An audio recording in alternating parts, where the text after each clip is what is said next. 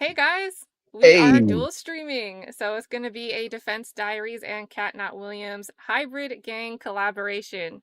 To get us started off, we are going to be streaming this trial on a delay. You want to explain why, Bob? yeah, hi, beautiful humans. So it looks like this morning the judge put out an order that they were required, Court TV and Law and Crime were going to be required to disable their live stream. So, in order to be in compliance with the judge's order, what we're going to do is we are going to watch the trial on a slight delay. Hold on there, cat's I going, hear me. cat's going live on my phone. Um, so in order to be in compliance with the judge's order, what we're going to do is we're going to watch it on a slight delay, not just today, but we think probably for the entire trial will be on a delay. Kat and I are going to figure out exactly how long we'll delay it each morning, but we believe that that will be in compliance. That way, our chat isn't simultaneous to what's actually going on in the courtroom. And we believe that we will be in compliance with the judge's order, which I happen to think is a First Amendment violation anyway. So that's where we're Yeah. at. So that's what we're going to do. And in order to kind of build in a little time for my folks over at my channel, if you haven't watched Kat's amazing, like 12-minute overview of the case, that's what we're going to do to kill some time. The trial has not started yet anyway. It looked like they were doing some housekeeping things. So for all of us, including me, it's going to get us caught up on George's case here and see what kind of the background is, factual, procedural, all the stuff that Kat always does. So I'm looking forward to it. Sweet. So we'll roll that, and then we had some updates since I made this video over the weekend, and that should take us up to being nicely desynced with the contemporaneous stream. So we'll be off the screen for like the next, how long is this recap? It's like 12 minutes. And this will give you an overview of the case, you guys. Some of you may have seen this already, but if not, it will fill you in. 2026 in the Miami. Oh, it will fill you in. Why can't I rewind? It's being funny. There we go. The trial of George All right, and Pino we is will set be to back. begin with opening statements on Monday, June 8th, 2026 in the Miami-Dade Circuit Court before Judge Marissa Tinkler-Mendez. We'll be watching the trial here on this channel. Here's the backstory. On September 4th, 2022, Labor Day weekend, a 29-foot 2019 Robalo R302 center console boat slammed into green marker number 15 in the Cutter Bank Channel of Biscayne Bay near Boca Chita Key. 17-year-old Lucy Fernandez was trapped underneath the capsized vessel and drowned. Her classmate, Katy Puig, suffered a traumatic brain injury and lifelong disabilities. 11 other teens were on board for a birthday celebration. The man at the helm of the ship was George Pino. He's a Doral real estate broker and avid boater with hundreds of hours on this exact vessel. He had traversed the same channel at least 41 times in the prior 2 years and avoided marker 15 times since December 2021. GPS tracking showed that the boat traveled the equivalent of nearly 2 football fields on a collision course at around 47 miles per hour, with no sudden turns or course corrections until impact with the channel marker. Pino was the owner of this boat. Notably, it had a center console with 360-degree visibility and 2 Simrad GPS navigation units. It was equipped with 2 300-horsepower Yamaha engines capable of 54 to 55 mile-per-hour top speeds. During the September 4th, 2022 outing, George Pino, his wife Cecilia, their daughter Carolina, who was turning 18, and 11 of her friends left Ocean Reef Club around 2:52 p.m. They anchored near Billy's Point off of Elliott Key for nearly 3 hours. 4 boats total met there. The passengers of the boats reported that they helped themselves to alcoholic drinks from a cooler on Pino's boat, and that empties from the multiple boats were tossed aboard and later put into the live well. At approximately 6:18 p.m., the Robalo left for the return to Ocean Reef. Pino was at the helm. Nobody was assigned as a lookout. No one was wearing life jackets on the return trip either. The boat was yacht certified and exempt from the fixed capacity plate requirement. With 14 people aboard on this trip, every seat was filled and the boat had 7 passengers, adding significant weight. The boat entered the narrow Cutter Bank Channel, which has widths that vary from roughly 119 to 171 feet at the different markers. GPS data showed that Pino accelerated during this time, with average speeds in the upper 30s through the channel. Conditions were clear daylight, calm water, no storms, no obstructions.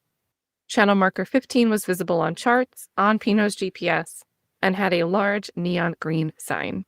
For at least 9 seconds, the vessel was on a direct collision course with the marker. It's estimated that the collision occurred at 47 miles per hour. The boat capsized and everybody was ejected. George Pino hit his head. He was briefly unconscious on the deck and then helped pull Lucy to the surface after being directed to do so. Lead Florida Wildlife Conservation, or FWC, investigator William Thompson, who's now a lieutenant and certified drug recognition expert, responded to the scene. He later wrote in his August 2023 incident summary report that Pino showed no signs of impairment when officers arrived or when Thompson interviewed him 1.5 to 2.5 hours later. Thompson concluded alcohol was not a contributing factor to the collision. A steering inspection found no pre-impact mechanical issues. Although at times George Pino claimed that another boat went by and caused a wake right before the collision, camera footage and witness statements show no other large vessel creating a wake in the minutes before the impact. GPS also showed no sharp maneuvers. Thompson's report noted Pino's familiarity with the area and stated that Pino did not operate in a reasonable and prudent manner and lacked due regard for all the apparent circumstances, but explicitly found his actions did not constitute reckless operation. The case was forwarded for review. Around this time in August 2023, Pino was charged with 3 misdemeanors for careless boating causing injury or death, but the families of the victims pushed for more information. They really, didn't take the time or, didn't do their due diligence with this case. There was definitely alcohol in the boat, and that wasn't really looked at too much by FWC. The Miami Herald began reporting in the summer of 2024, highlighting that key Good Samaritan witnesses who helped perform CPR and saw the immediate aftermath were never properly interviewed. The attorney for the Fernandez family, Joel De Niro, located some of these witnesses. A firefighter by the name of Matthew Smiley ended up coming forward in the fall of 2024 after reading the articles from the Miami Herald and stated that he observed signs of impairment while helping George Pino that day. On October 31st, 2024, the state upgraded the charges. In an order signed by County Court Judge Lizzie Paget, the case was transferred and upgraded to Marissa Tinkler Mendez under its new number F24-022896. At that time, the 3 counts were vessel homicide in a reckless manner, operating a vessel without required USCG safety gear, and vessel having an expired registration for 6+ months. George Pino self-surrendered on November 21st, 2024, and was released on his own recognizance. A manslaughter count was later added in August of 2025, and on May 15th, 2026, the charges related to the expired registration and operating without safety gear were null-prossed, or dropped. While this is all happening on the criminal side of things, the Puig family reached a reported $16 million settlement with Cecilia Pino, and the Fernandez family started the Lucy Fernandez Foundation for Boat Safety Awareness. And as we approach the June 2026 criminal trial, there has been a flurry of motions. Here are the major motions with specifics from both sides. From the defense's motion to dismiss and the related replies that followed, the defense argued that there are no material disputed facts, and that the undisputed facts do not establish a prima facie recklessness or culpable negligence. They listed dozens of stipulated facts and cited Miller v. State and Jackson v. State on the difference between a momentary lapse/inattention and gross or flagrant recklessness that evinces disregard for human life, especially when the operator's own family was aboard.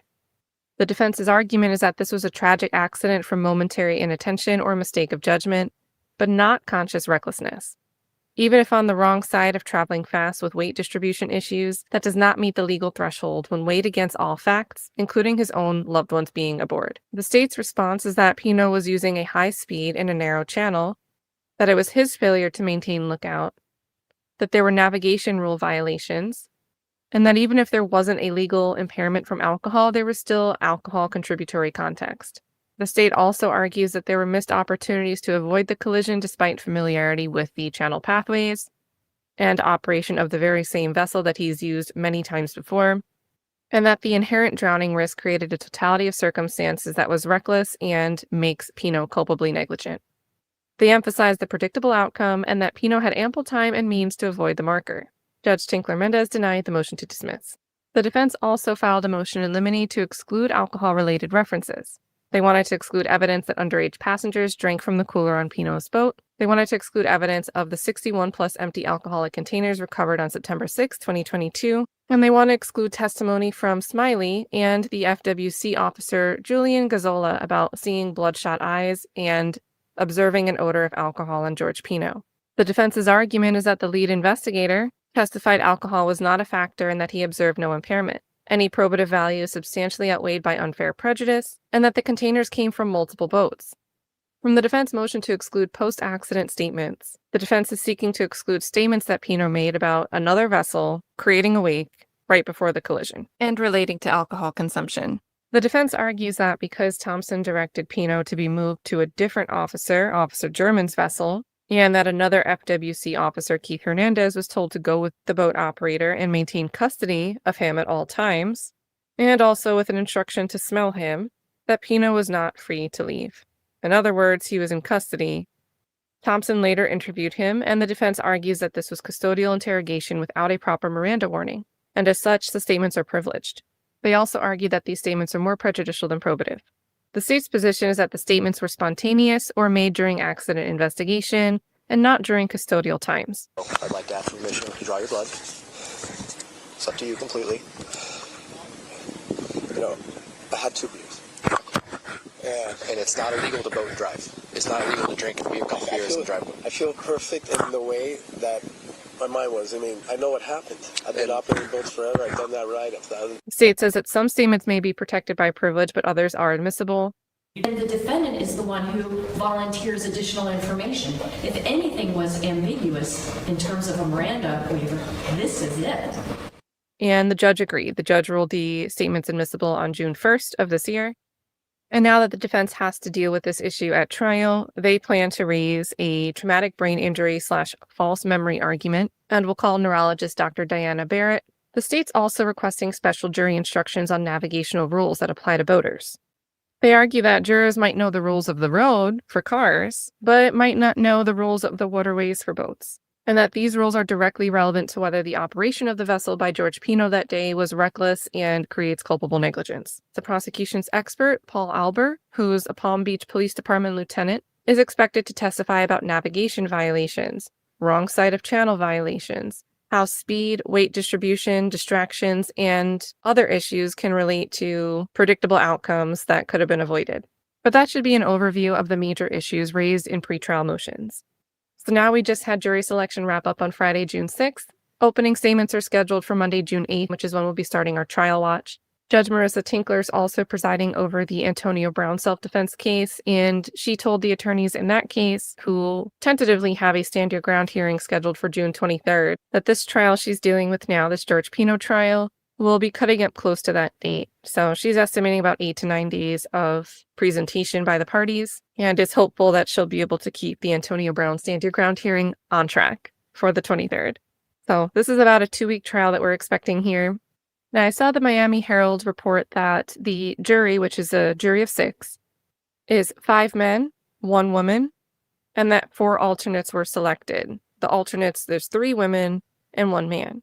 And one of the jurors is apparently an avid boater. I also saw CBS News report that an incident occurred where one prospective juror told the judge that a different prospective juror was out in the hallway and was playing a news story out loud about this very case, about this George boat crash case, aloud outside of the courtroom somewhere in the hallway, and asking what year this occurred. And so the judge had to continue jury selection.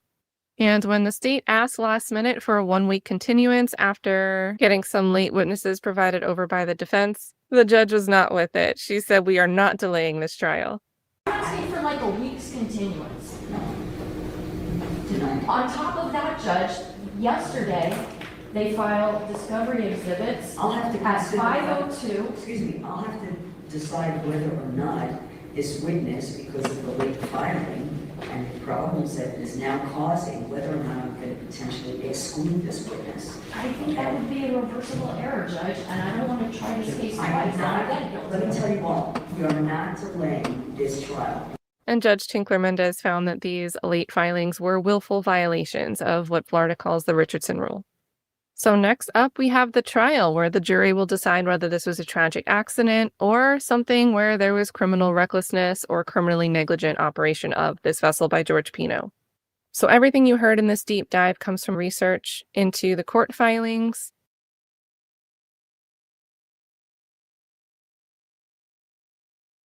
You there, Bob? Come back, Bob. So that was a case I'm background. here. Yeah, all right. We are all here. You see, I got the Bob's Tech Wizardry. Yeah, Here. I mean, you're crushing it. I made sure not to leave that part out. I mean, you have to put it in. So we are more than 15 minutes. We're like, this says 14, but I queued this up like 2 or 3 minutes ago. So we are 15 minutes-ish off sync. So I think we are good. I think we're good too. And that summary, that case summary is awesome. It's awesome. It really tells us all we need to know moving forward. This is going to be a case, another one where the light is going to be shining very, very brightly on law enforcement's investigation initially into the whole thing. And, it's going to be a thing. It's going to be a thing.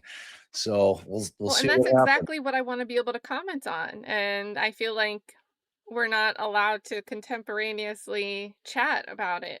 I know, and it's going to be frustrating for people because, I mean, this is a nightmare scenario. Your daughter's 18th birthday, you have a bunch of her friends out there, and like I've been there. I've had my kids go out with, friends and their parents. And, if my kid ended up dead because my kid was out on the boat with an adult who was allowing all the kids to drink, and maybe he was imbibing himself, and my child ends up dead, I'm going to be pretty pissed, and ultimately at the end of the day, whether or not they're going to meet the elements of the crimes that he's been charged with, this is not open and shut.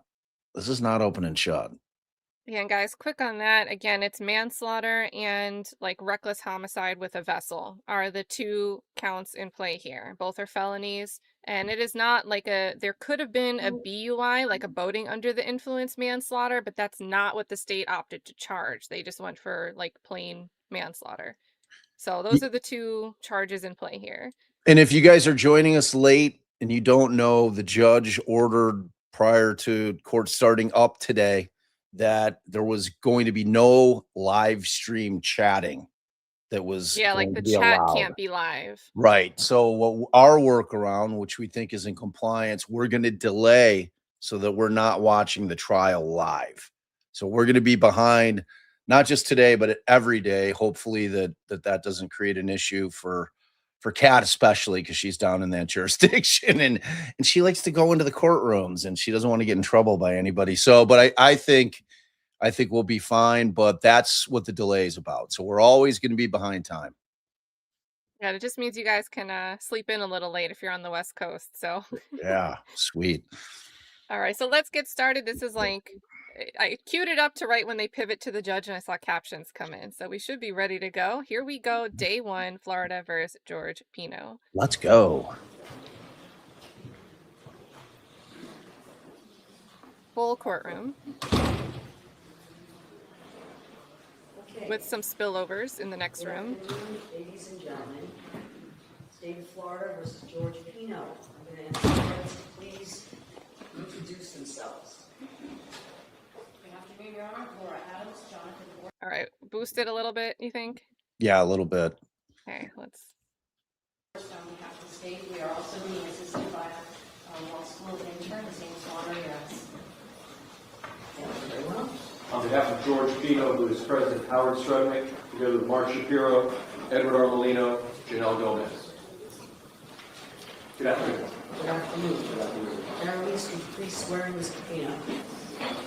Please raise your right hand. Do you swear affirm to tell the truth, the whole truth, and nothing but the truth?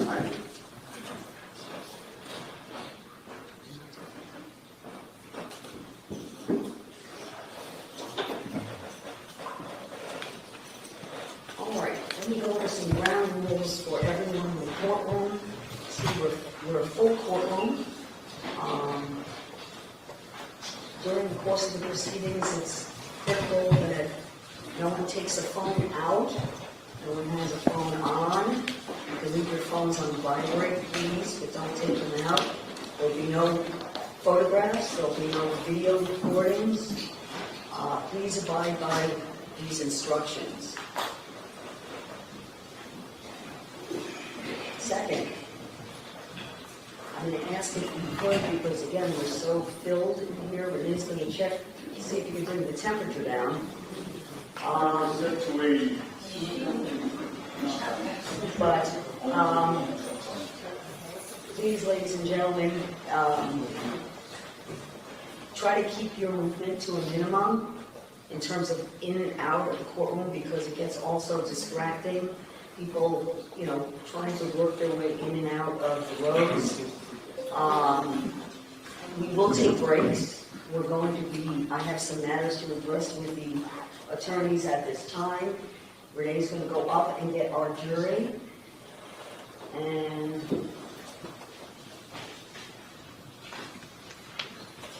Renee's going to get our jury.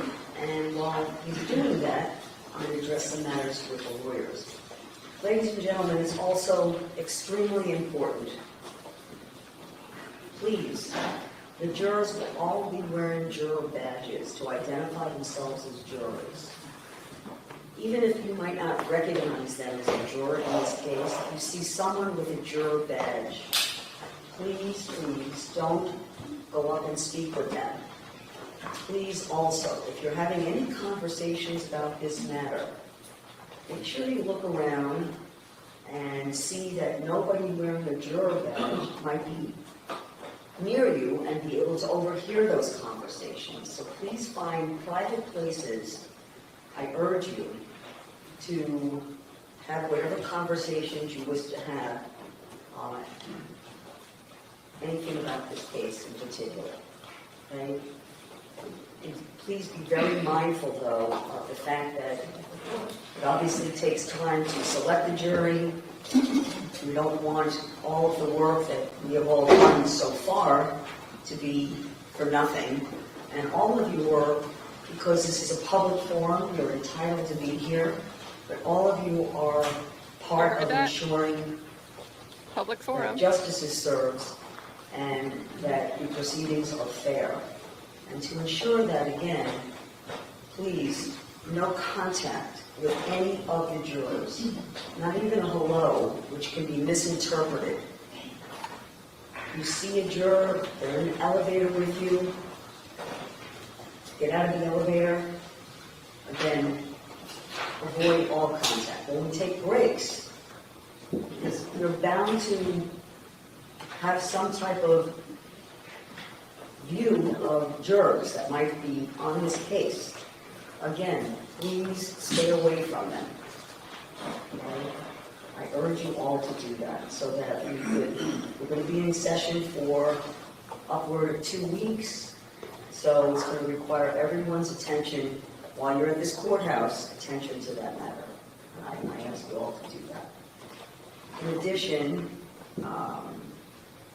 the proceedings are going to be televised, and there are already rules that I have discussed. We have our Zoom on. There is no recording. There are no photographs. And if you're in the Zoom, as I'm making these statements, please make sure you keep your camera off, no comments, and keep your audio off. My additional assistant is going to be monitoring the Zoom, and you will be removed from the Zoom if you violate these rules. I heard Cat Not Williams and Bob Motta have their chat on. We're not on Zoom.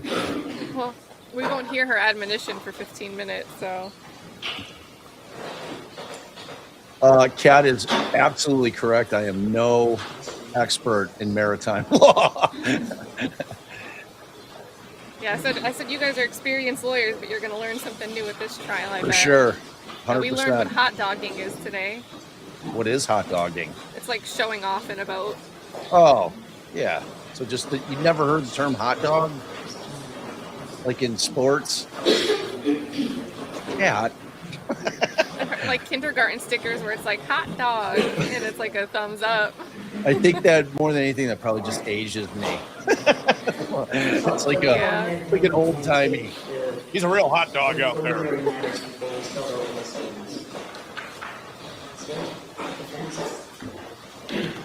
Totally agree. Legal vices. This is so up his alley. Rest in peace. Good afternoon, Your Honor. Just a couple of preliminary matters. First, the state of Florida is going to be invoking the rule of sequestration. I know that that would mean that witnesses will not be able to be in the courtroom or observe on Zoom or on any live stream, nor will they be allowed to speak with each other about the case.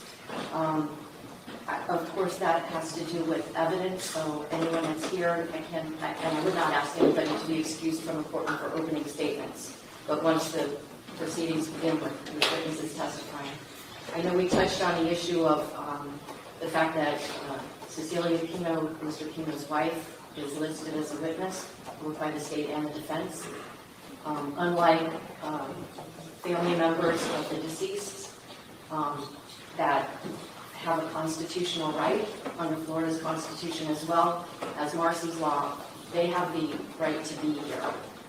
I will tell the court I do plan to call Mr. Fernandez, Lucy's dad, and do not intend to call Mrs. Fernandez, her mother. I don't know if the defense is going to wish to call her. I was asked to accept service for subpoenas for both of them, which I have done. They're both present. I would like to inquire whether or not the defense is going to try to exclude Mrs. Fernandez from these proceedings. No, we won't.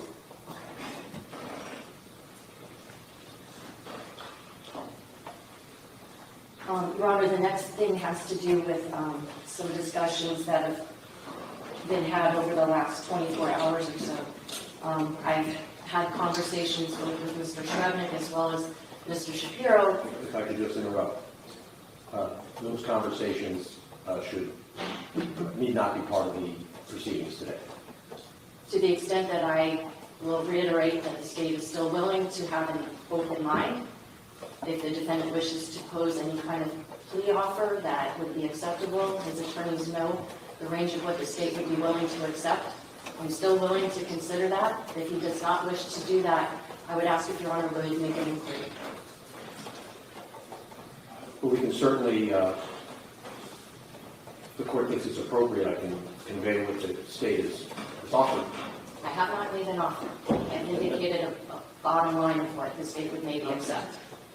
I'm not going to make any inquiry at this point. Okay. Unless there is some further discussion that I need to become involved and make it on the record inquiry with Mr. Pino, I'm going to decline to do so.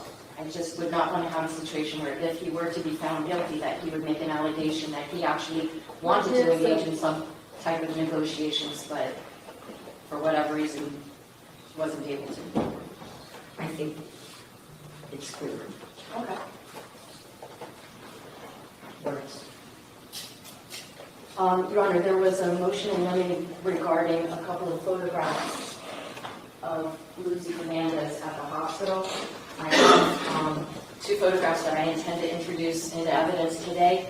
They were previously provided in discovery, and they were part of a large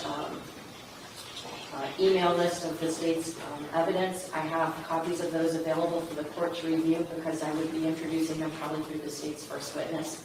So that in order to have a smooth transition from openings into that, I figured this would be a good time to address that. Let me ask you, getting back, working backwards, on the opening statement, how long do you believe the opening will be? Maybe 45 minutes or so. Similar. Oh, so it's likely that after the opening statements, we probably take a break anyway, so hold off on that. But you're not going to use anything. If you have that's the next thing. If you have demonstrative aids or anything you intend to use during openings, that'll look at now. I've shown all of the demonstrative aids I plan to use for opening. They've all been pre-marked. Mr. Shrevenick advised he has no objection to the state using them. That's true. Can I see them? Of course. May I show them, though, in order because I don't want to. Of course.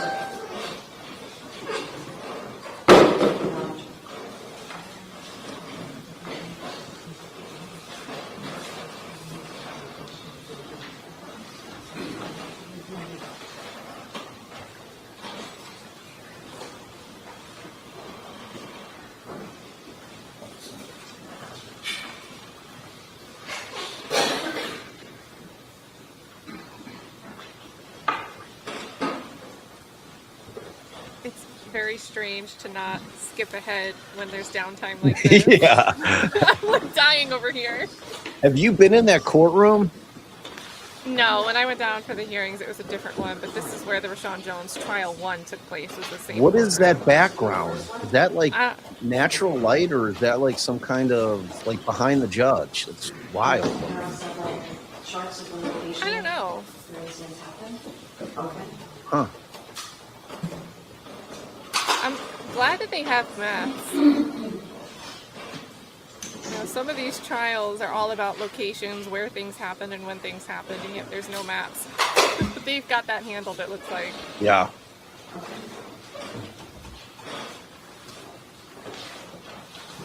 And what they did, you guys, if you saw in the overview video, there was like the spaghetti modeling of the different boat routes. They used the GPS. There's 2 GPS systems on the Robalo boat that this collision happened in. And they looked back at all the different routes that were still stored. And the yellow line that was kind of like an outlier of all those spaghetti models is the pathway that the boat took that day before it collided with the channel marker.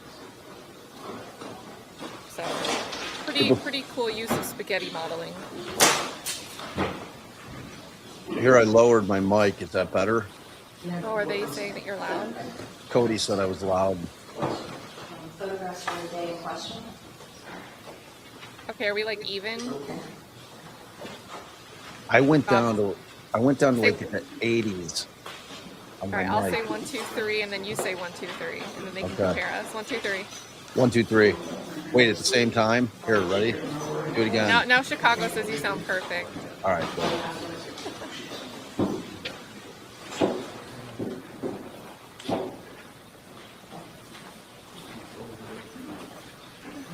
So there we go. We did it. Also, Georgia Catmon became a member over at Defense Diaries. We love to see it. Yay. Aw, family hug. Aw. We got Frank in here saying good morning, been a member at Defense Diaries for a month. Hey, Always Frank. good to see Frank. Love Frank. Oh, they got like a glossy map. You saw how glossy that map was that she was holding? It's polished. We're going to show it, but it's going to get the glare off that background behind the judge. Blinding jurors. All demonstrated for your opening? Yes. Okay. Some of those may be admitted or not? All of them I anticipate will be admitted. Oh, yeah, those are glossies. Wow. Okay, let's do that. I gotta learn which of the Shrevecs are the Shrevecs, but this is Mark Shapiro over here on the left. And a enlargement of the defendant's written statement. Okay. The slime green highlighter. Judge, just so I don't have to keep running back and forth, would Your Honor allow me to just line these up along there? Absolutely.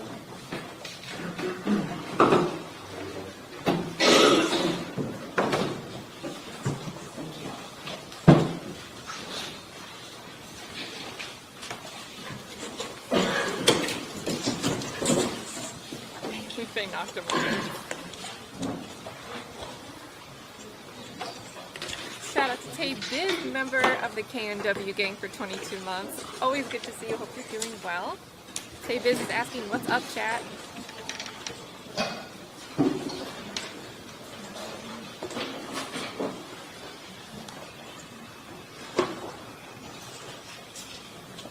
You're like, is this the microphone that's picking everything up? The fuzzy guy there? I hope not. This is their system. It does not seem optimal. I sent over to the defense 2 proposed stipulations to sign and enter into the record. One has to do with the body-worn camera footage of Mr. Pino being interviewed by Lieutenant Thompson, where we agreed to redact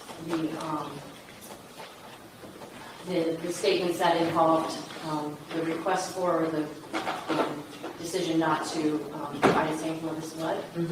And also one that represents the statement that the defense indicated they would agree to, which is that on the day in question, Mr. Pino's vessel was in proper working order. Okay. So at some point we can get those signed and admitted. Okay. So it seems like they're redacting that part about refusing the And the blood last draw. thing, Judge, is just, I don't know if all of the defendant's family members were here when I raised a concern about the amount of displays of affection between your family and Mr. Pino. I understand fully that they want to support their loved one, and I have no problem with that. But I think that public displays of affection, like what we've seen thus far, is not appropriate in front of the jury, or even in the hallways, things of that nature. I would just ask, and I've advised everybody on the side with Ms. Fernandez and such that throughout this trial we must maintain proper decorum, no outbursts, no anything like that, and they're not to have any interaction with any of the jurors. But I just want to make sure that there's no displays that are inappropriate for a courtroom. Right.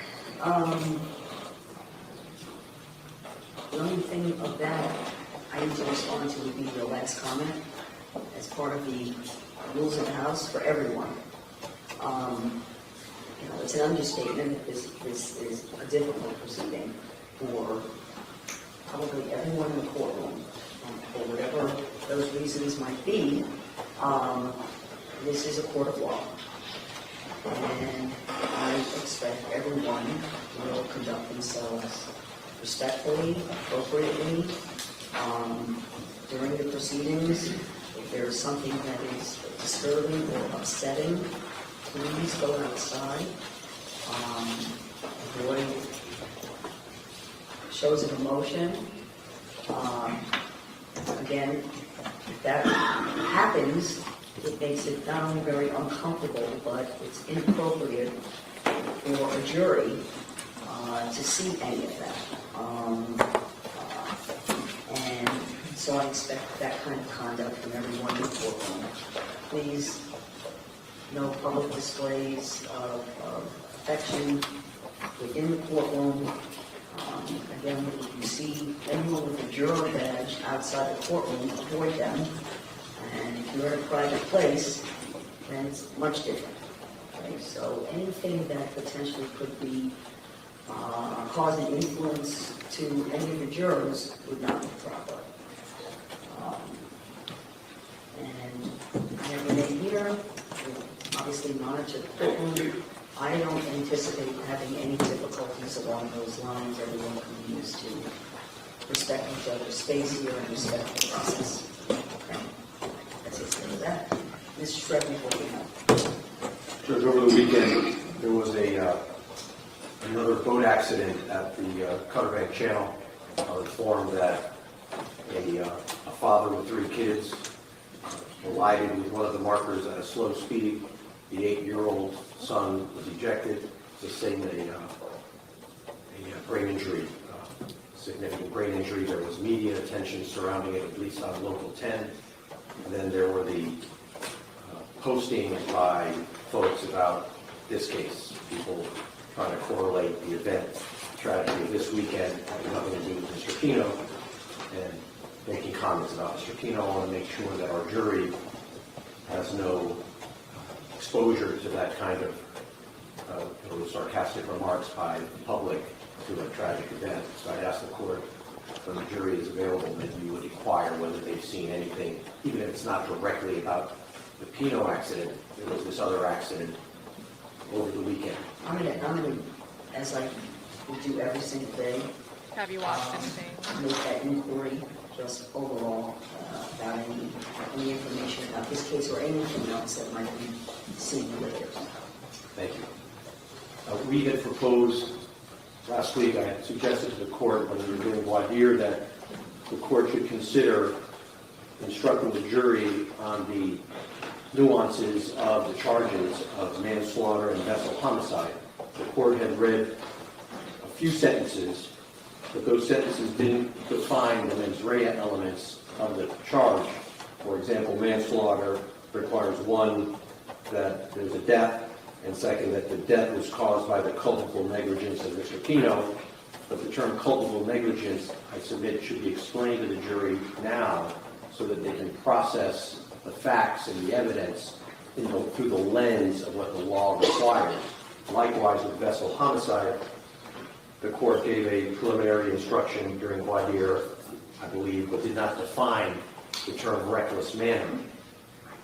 And the concern I have is that this is a case that, to many people, there could be confusion between civil liability and criminal liability, and I understand that the court has made a great effort to help the jury understand the difference. But in going into this trial and processing the evidence, we would ask the court to consider giving some more in-depth instructions now. So we submitted one for manslaughter, one for vessel homicide. And in doing that, what we did was we grabbed excerpts from the case law and we provided it to Your Honor in a red line submission so you could see the verbatim quotes we took from the cases that we found. Now, one thing that's becoming quite evident to us is that the difference between culpable negligence and recklessness is terribly murky. And indeed, the Supreme Court of Florida in McCreary made it sound like culpable negligence, which is the manslaughter standard, should be a greater offense than reckless driving leading to death, the so-called vessel homicide charge. And of course, that would mean that if Mr. Pino is acquitted of the vessel homicide charge, he should necessarily be acquitted of the manslaughter. Table that for a moment. But yet, in the jury instructions, culpable negligence without death is defined as a lesser included offense of vessel homicide. And so you would think that would mean it's a lower burden of proof. And so there's a significant confusion, I submit, on these elements. I've given the court the best I can find in terms of sound bites that I'd ask the court to read to the jury so they understand this is not just about failure of ordinary care or simple negligence. The concept of culpable negligence is a significant issue in this case. It is the issue in this case. Yeah, a whole issue. The court, I submit, should educate the jury on that now rather than having them sit here for 2 weeks not understanding what they're looking for. Was there anything else other than the only other thing we raised was a motion in limine on the issue of impairment. The court recalls, I'm sure, that we've been quarreling over the issue of blood, alcohol levels, and toxicology. It all stems from the testimony 2 weeks ago of Lieutenant Thompson and providing some opinion about how blood alcohol dissipates in a case where there is no blood alcohol. And our concern that that issue is being injected into the case about impairment when there is no evidence of impairment. In fact, the evidence to date is no impairment. And so improper what input. we asked the court to do in our motion in limine is to preclude argument and insinuation about impairment, given that there is no affirmative evidence of impairment. Indeed, the witnesses that will be testifying, by my count, there are 8 of them who observed Mr. Pino either before the elision, immediately after the elision, or during the investigation an hour and a half later. All 8 of those witnesses, who I expect will testify, purposely looked at Mr. Pino and observed he was not impaired. I don't know which way the state is going. They at one point said this case is not about impairment, which I understand to mean that one's faculties are impaired in affecting their ability to exercise their normal faculties. And so I would ask the court to consider that motion. I don't know if the state intends to introduce that concept during its opening statement. If not, we don't need to address it now. If yes, I'd ask the court to consider that motion ahead of the opening statement. Okay. Would you like to respond to the request for me to give further instructions to the jury other than what preliminary instructions I gave them during voir dire? I have a response, and I don't think that it is appropriate right now to instruct the jurors on the law, especially not on only a part of the law. When the jury instructions are given, Your Honor just simply gave the elements, which I think is appropriate, but going beyond that at this point in the trial is not. Moreover, the instructions that the defense has proposed, I'm not in a position right now to agree that the statements that they're making meet the threshold for giving a special jury instruction beyond what the standard instruction is. So I think that just as the court is reserved ruling on giving an instruction regarding the navigational rules and that all voters in the state of Florida must adhere to them, I think Your Honor should defer on these other special instructions as well, especially because they were only sent to me, I think, yesterday in the later part of the afternoon. So I There's understand. there's two parts of it. I understand that. Let me clarify.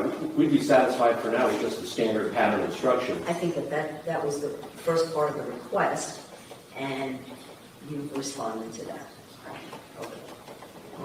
And let me say, while I understand your point, counsel, I'm not inclined to start instructing them, giving them definitions at this point. You come in, you're going to give opening statements. I think that whatever I instructed them on just briefly during voir dire was in order to select the jury, select a fair jury, understanding what elements of the crime are. And I think that is sufficient. I'm comfortable with that. Although I understand your request, I'm going to respectfully deny that at this time. But then you'll all review whatever the requested specials. I'll consider what you have in addition, the additional language, the red line, language. And I'm going to ask the state to look at it because the state is asking as well for special instructions because there may or may not be aspects of what we have in the standard instructions that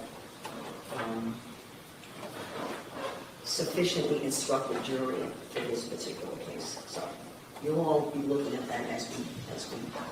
So they didn't talk about it here, but the state's asking for special instructions on like waterway navigation because the assumption is that most of the jurors, a 6-person jury, even though one is an avid boater, I heard, that it's not like rules of the road that you would expect the ordinary person to understand. So they've got this long list. It was like 12 pages of navigational special jury instructions. So yeah, I see dog. There's the guy. I think that Richard, the defense attorney, has a very good point with respect to having the jurors get instructed on the front end, because it's that thing where if the jury has a misconception of what the law is throughout the course of a trial, and any lawyer will tell you, people form opinions early on in cases. I mean, people will form opinions during opening statements. So I don't understand what the judge thinks the harm is on the front end in terms of just kind of clarifying the distinction in terms of the negligence, the culpable. But I mean, it's pretty clear this is going to be a hard fought case in terms of the law and how it's applied. I mean, we can see that on the front end. I mean, defense counsel's on top of the game right now. Yeah, and also quick question. Jordy's asking, is the avid boater a confirmed juror or an alternate juror? The way I read it, it was grouped in with the description of the 6. So my inference is that it is a confirmed juror, but I guess it wasn't explicitly defined as a confirmed juror. And there are 4 alternates. The culpable negligence thing I think is interesting too. We just recently watched the Alicia Andrews trial, and she was convicted of manslaughter as a lesser to a top charge of first-degree murder. And the defense requested special instructions, and the jury had questions about culpable negligence and if it applies to second-degree murder, which was also a lesser included. So it's something that juries, especially in Florida, seem to have some confusion on based on the model instructions that are sent back. And we've seen that recently. So, and I mean, his point's well taken in terms of it being a murky area. When it's a lesser included and it makes it appear that the burden is lesser in terms of culpable negligence. I mean, that's problematic for a jury to try to understand that. You know what I'm saying? It's any case wherein the jury instructions aren't abundantly clear. To me, it's a problem. I mean, the jury really needs, as best they can, to understand what the instruction is and what law applies. And if it's like a murky area there, you're almost going to be guaranteed that when the jury goes out, there's going to be a question or two that's going to come back during deliberations because they just didn't understand it. It's like that thing where, I wish that there was a class that jurors had to take, like a 2-hour class prior to serving on a jury, just so they had the basic understanding of the concepts of legal jurisprudence in this country, starting with the presumption of innocence and then moving forward from there, but just giving them kind of like a base baseline understanding of how the law operates. But maybe someday that'll happen, Kat. I'm not going to hold my Yeah. breath though. I zoomed out. So the chat is saying, Cathy Russon with Law and Crime is saying that they think that there might be a concern that their live feed could get kicked because of other chats being available. So what do you think? I don't know. I mean, we're not live. Like, But isn't that a what fair if distinction? but what if without it being reasonable, what if just because we're doing it, Law and Crime and Court TV, I mean they're the same now, get kicked? What if I mean, here's what my problem is. I don't know what her rationale behind doing it was.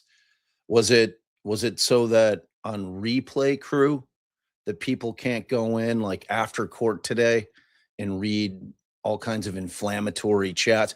I don't know who brought up the issue, if it was the defense or the prosecution or just the judge on her own. I don't know. I mean, I don't want to get the stream crushed, but to me, we're in compliance. But I don't know what the rationale behind the decision was. You know what I mean? If it's because we clearly heard defense counsel saying, look, there's been all kinds of chatter on the interwebs over the weekend talking shit about my guy. It's like, I don't want jurors to be able to kind of like run into that kind of stuff. But I don't know. Yeah, I mean, Law And and I don't Crime. see an order on the docket, but I mean, it might not just be posted to it. So I can't see what it actually says. Yeah. So, or what was said. I mean, it's your call, girl. It's your call. All right. Well, here's what I think we should do. We'll keep going, but let's read in case we have to like shut off. Like, let's make sure we say thank you here. So I want to say thank you to Tay Biz with the 20 and the all love. So big thank you there. Big Over love. on Defense Diaries, we had At for Dread. Always good to see. Says Yes. a trial I can relate to being from Key West. So you're just a little bit of a ways south there. Yeah. We have KLB becoming green. Thank you for joining the gang. Aw. We've got Sheriff Chuck dropping 5 gifted subs saying, look, we are going to keep the commentary going. We are not going to be shut out from commenting on a public matter. Love And it. we've got Paula here becoming a member, turning herself green over on Defense Diaries. Aw, family hug. I start this from DB, who mentioned that the defense attorney, Howard Shriebnick, has won a cert at SCOTUS. Crazy I call him resume. Richard. Thank you, DB. You know why? Because he reminds me of the guitar player for the Rolling Stones. Oh, okay. It's from the back of the head. That's how you recognize people. But yeah, so the guy we saw doing the arguments at the podium, Howard, Richard, whatever we're going to name him, is who we're talking about here. We also have, let's see, Larisha, I think is how to say it. Over on Defense Diary says, had no idea about this tryout. Thank you for streaming. Well, we are trying.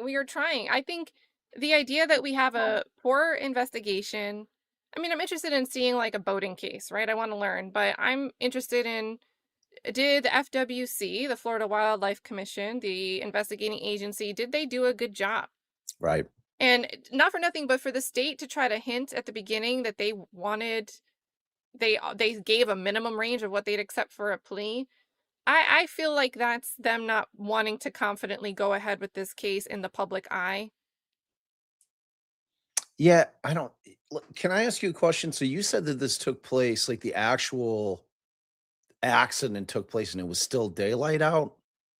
Is that? Yeah, it was like 6:40-ish p.m., but it was Labor Day, so it was still, the sunshine is out late. Yeah. And they said there was no, like, it wasn't like a wavy, stormy day or anything like that. Everything was clear.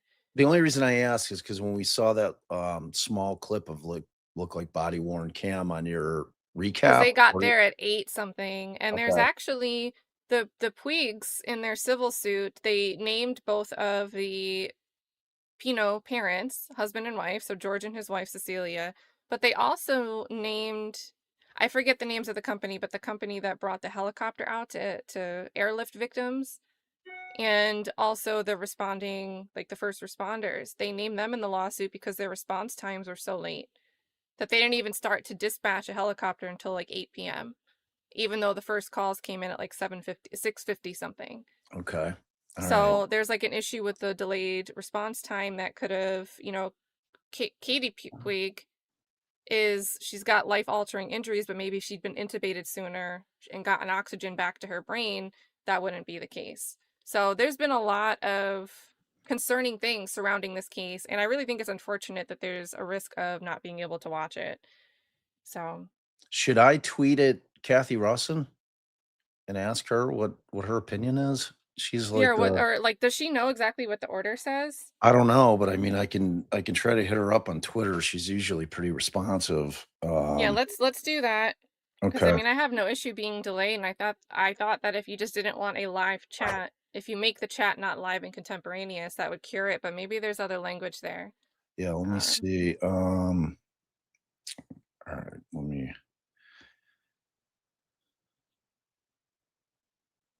And at for dread also with the context. And thanks for the super chat over on Defense Diaries. Says boating, especially down here in the Keys, is very dangerous. As the captain, you're responsible for everything. And a lot of folks just disregard it, get hammered. That's why a qualified captain is an elite follow. Oh, is that like a Instagram account that talks about this stuff? Like qualified captain is the name? Yeah, it's cool stuff. I mean, didn't really think about it until we watched the Cole Goldberg trial. It wasn't a boating accident, but it was after a day party, Boca Bash. 2 individuals are swimming in the water. One says the other attempted to drown her, but the other was like, no, I was just drowning and reaching for anything I could. So that was an interesting case as well. We've got Iris in Mexico. Thanks for becoming a member over on Defense Diaries. I know Bob is going to give you a group hug. Aw, family hug. And then we've got 10 new family members at Defense Diaries here from GP Dog Drool, which is a great name. Thank you. Thank you. We appreciate that always so much. All right, so let's see. How should I word? I said, Cathy, can you give us some clarity on the no live chat order by the judge in Pino? We cannot find an order, and we are curious if this would include if we were streaming on delay. Do you think that's clear enough? Yeah, I mean, because the issue is that we can't see the order. The secondary issue could be Cathy could be like getting word of the order from her camera person who maybe doesn't know explicitly what the order was. So Cathy could kind of have a secondhand interpretation from someone who might not be familiar with the legalese, or maybe they are. All right. Because to me, it just seems like not a hashed out order to just simply say no live chat. Yeah. Google said no comments and no chat feed. Yeah, but there's a distinction here. Like in the distinction, as there always is in the law, there's interpretation of what's being said. We're not live streaming. Now, I mean, some could argue that's semantics. I would argue it's facts. We're not. But again, like we don't know what the rationale behind the decision was. If it's we don't want to have chats enabled so that later in the day, if a juror decides to break the order of the court in terms of not viewing any kind of content online, and they run into, say, our channels and they see our chat, and that in some way, shape, or form that influences them improperly. I don't know if that's what the rationale is behind it. Like, is it literally just the YouTube live chat feature? I don't know. Because, like, what if someone just, like, posted on a Twitter thread and everyone just replied to the same home-based Twitter post? Right. That's right. Exactly. I mean, it's a very broad. It smells like the Aaron Spencer gag order, kind of, in some types of ways, like where the judge is basically gagging the world about talking about the case. All right, I sent this off. I'll see what Cathy says. All right. So, and guys, the issue is not. The issue is people are saying, like, look, they're streaming opening statements right now, and you guys should be fine. My concern is Cathy's saying that their in-court camera feed could be nixed by the judge if other channels have their live chats enabled while watching this case. And we might disagree with that, but that does nothing for us if everything is yoinked. Exactly. So Cathy, 18 minutes ago, posted FYI to any other YouTubers using the George Pino stream. If you have your chat room enabled, there's a good chance our camera will get kicked out or no longer live streaming. Strict order from the judge. So, and that was 18 minutes ago. And then Therapist, tagged me on it. And then Bell tagged you on it. So, I mean, based on that, I can guess how Cathy's going to answer. She's going to err. She's going to be on the cautious side of like. Yeah. Hey. Thanks, DB. You had I'm reading something that you have on the screen. Okay. Oh. Yeah. Wow. Yeah, so I don't know. To me, it's just like the conversation could continue on any other mechanism, but the issue is specifically a live chat attached to a feed. Yeah. Or like, what if you guys went over to X and use like a chat room over on X? Like, is that still the same thing as disabling a live stream on the video feed? What tech wizardry is this? I don't know. It's like beyond my skill level of tech wizardry in terms of alternate routes. But yeah, because I don't know. Why don't we cut chat today? Wait for an explicit order. We'll still have us on screen as commentary, and you guys. I'd be totally happy reading if you guys want to just like reply. We can read comments from over on X. Totally. And we'll take extra precautions today to make sure nothing happens with the feed. That if the feed gets cut, whether it should be or not, then we all cannot watch this trial. So, right, which would be no good. And I think, all right, Tech Wizard, I think you have to do this on your end for your YouTube stream. You got to go to your YouTube studio and you got to boot them. So is there anything you want to drop in your chat links? Let's see, for like X. Yeah, like do you want to like send people to a home base post? Should we make like a discussion thread? Okay. All right. I like where your head's at. Okay. All right. What if I just say George Pino trial chat is off? Here, let me see. Wait. What do you? I want to. George Pino trial chat is off. Yes. Live chat is off. So that's my official last words. All right. So do you think that will encourage people to chat under that particular post? I don't consider that's not a live chat. It's a post. Right. Totally. So okay. George Pino live. Okay. All right. And then you've got to go to studio. Sorry guys, this is a yeah, it sucks, but I mean Bob last night was like, do you want a dual stream? I'm like, this is gonna be great. I made a hybrid branding for us. It's amazing. And then they said hot mess. All right, so Kat, you might have to guide me through this because I don't know that I've ever disabled the chat. All right, so So what I'll do, we can start playing the trial, and I'll call you and mute myself and walk you through it. Okay. So in a few minutes, guys, you guys will be. Well, let's say thank you, Sheriff Chuck with another 5 gifted. Sorry to awkwardly speed through these. Thank you so much, Sheriff Chuck. This is an additional 5. Thank you so much, Chuck. 5 new KNW members.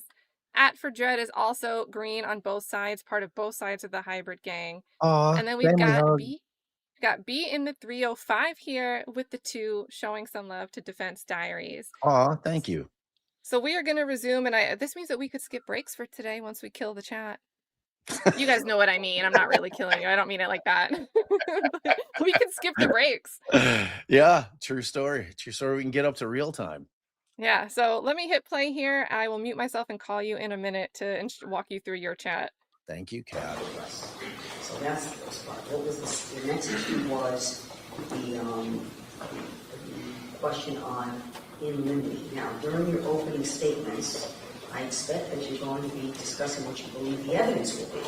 Right. And not making any arguments about the theory of your case or how the jury suggest how they should evaluate the evidence. So I wouldn't expect to hear from the state any type of argument on what is important, what might have been a contributing factor or not, but what the evidence will be. And I think I've already addressed at least in limine, the specific matters involving the evidence of alcohol. I think we've already done that in the last couple of weeks. So It is my understanding, Your Honor, that the state is going to be allowed to talk about the fact that the defendant acknowledged that he had consumed alcohol and that he was seen consuming alcohol out of the sandbar. that's going to be part of the evidence. Yes. So beyond that, if you have an objection, of course, anything that the state says during the opening, which should be what the evidence will be, and vice versa. If you have an objection, you'll make your objections and I'll rule on it at that time.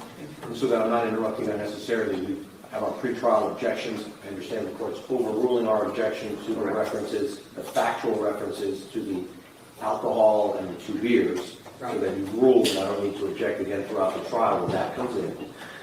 Okay, well, As you wish. for purposes of making your record, in terms of a contemporaneous objection, not a problem, and I wouldn't find it as inappropriate if you made your objection. So I can have a standing objection on that issue? Very well. So I handle all that. Okay. One more thing, Your Honor. Yes, sir.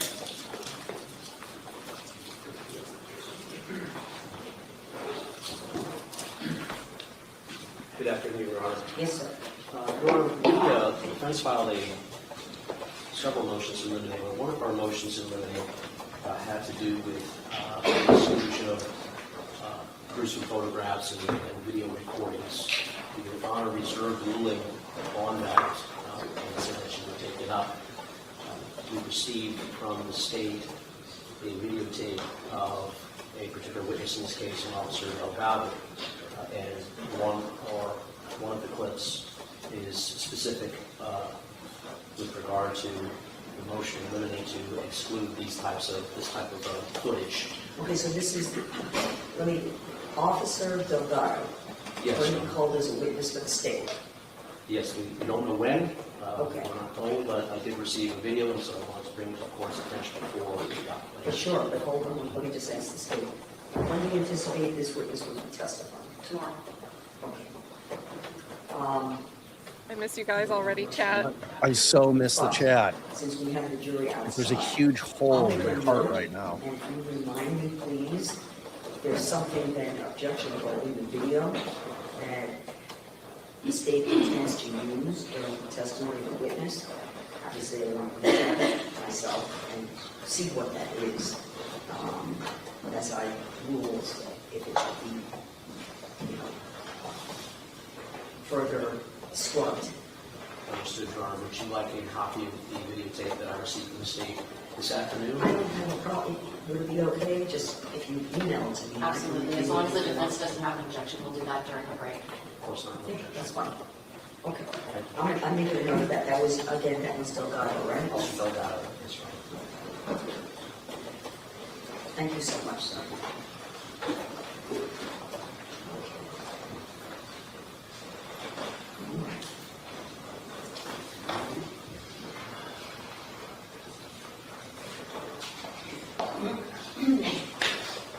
Lucy, one of the victims, her favorite color is blue. So I believe that's why we're seeing so much blue in the courtroom.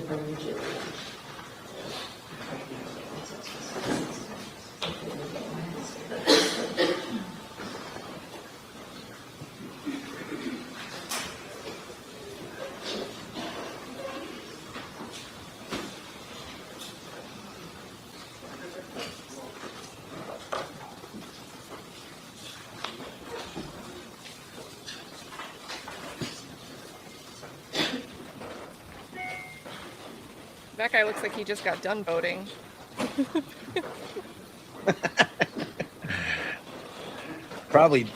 It's probably exactly what just happened. Just got off his boat. He's here from the case this weekend.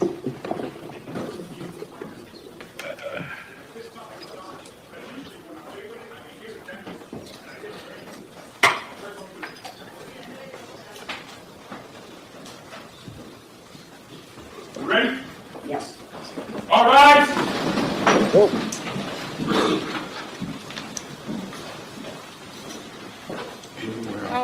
they doing this with the camera? Oh, Lord. That was almost an oopsie-poopsie. Oh, man. Is this all the jurors' footwear? Wow. They did this in the Rashawn Jones case, too. They showed us all the, you know, like the cartoon characters that show Cow and Chicken, how the parents only had legs.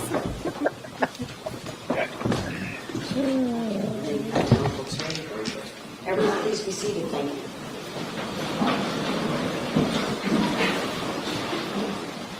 Good afternoon, ladies and gentlemen. I'm going to ask Marilise, my clerk, to please swear you in as our jury. Please stand, raise your right hand and swear. Do you solemnly swear or affirm that you will well and truly try the issues between the state of Florida and the defendant and render a true verdict according to the law and the evidence? I do. You may be seated. Thank you. Ladies and gentlemen, welcome back. I have some questions for all of you. Have any of you seen or heard or read anything in the news that you think might have something to do with this proceeding? Just in a live chat. Okay. Have you seen or heard anything in the news about any other accidents in the water over the weekend? Or read anything about that? No. Okay. Have you been on social media, posted anything, read anything, online newspaper? No. Has anyone attempted to speak with you or in your presence about this case? No. Okay. All right, very well. Ladies and gentlemen, you have been selected and sworn as the jury to try the case of State of Florida versus George Pino. As you know, this is a criminal case. Mr. Pino is charged with 1 count of manslaughter and 1 count of vessel homicide, operation in a reckless manner.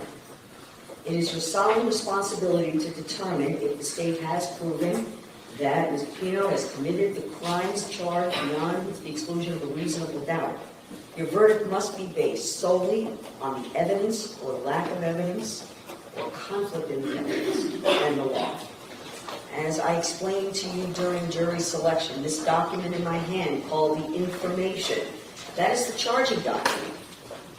It was filed against Mr. Pino, but it is not evidence in this case, and it is not to be considered by you as any proof of guilt. It is my responsibility to decide what laws apply to this case and to explain these laws to you. It is your responsibility to decide what the facts of the case are and to apply the law to those facts. Thus, the province of the judge and the jury are well defined and do not overlap. This is one of the fundamental principles of our system of justice. Before proceeding further, it will be helpful if you understand how a trial is conducted. At the beginning of the trial, the attorneys will have an opportunity, if they wish, to make an opening statement. The opening statement gives the attorneys the opportunity to tell you what evidence they believe will be presented during the trial. I remind you what the lawyers say is not evidence, and you are not to consider it as such. Following the opening statements, witnesses will be called to testify under oath. They will be examined and cross-examined by the attorneys. Documents and other exhibits may be produced as evidence. After the evidence has been presented, the attorneys will have an opportunity to make their final arguments, and following the final arguments, I will instruct you on the law that is applicable to this case. After the instructions are given, anyone chosen as an alternate juror will be released, and the remaining jurors will retire to consider the verdict.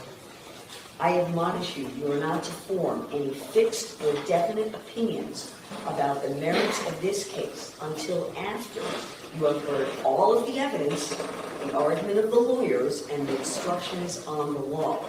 Until that time, you are not to discuss this case amongst yourselves.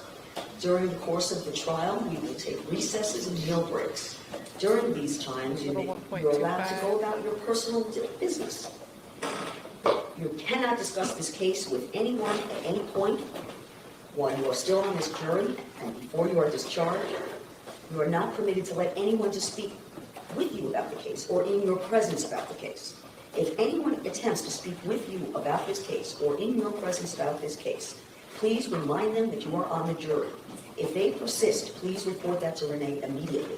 This prohibition applies to everyone in the courtroom, the attorneys, witnesses, staff, and third parties. If you see us at any point outside of this courtroom, we're going to ignore you. And don't take that personally. All of us, everyone in this courtroom, is invested in maintaining the integrity of these proceedings. This case must be tried by you. This case must be tried by you only on the evidence presented during the trial and in your presence and in the presence of Mr. Pino, the attorneys, and myself. You must not conduct any independent investigation.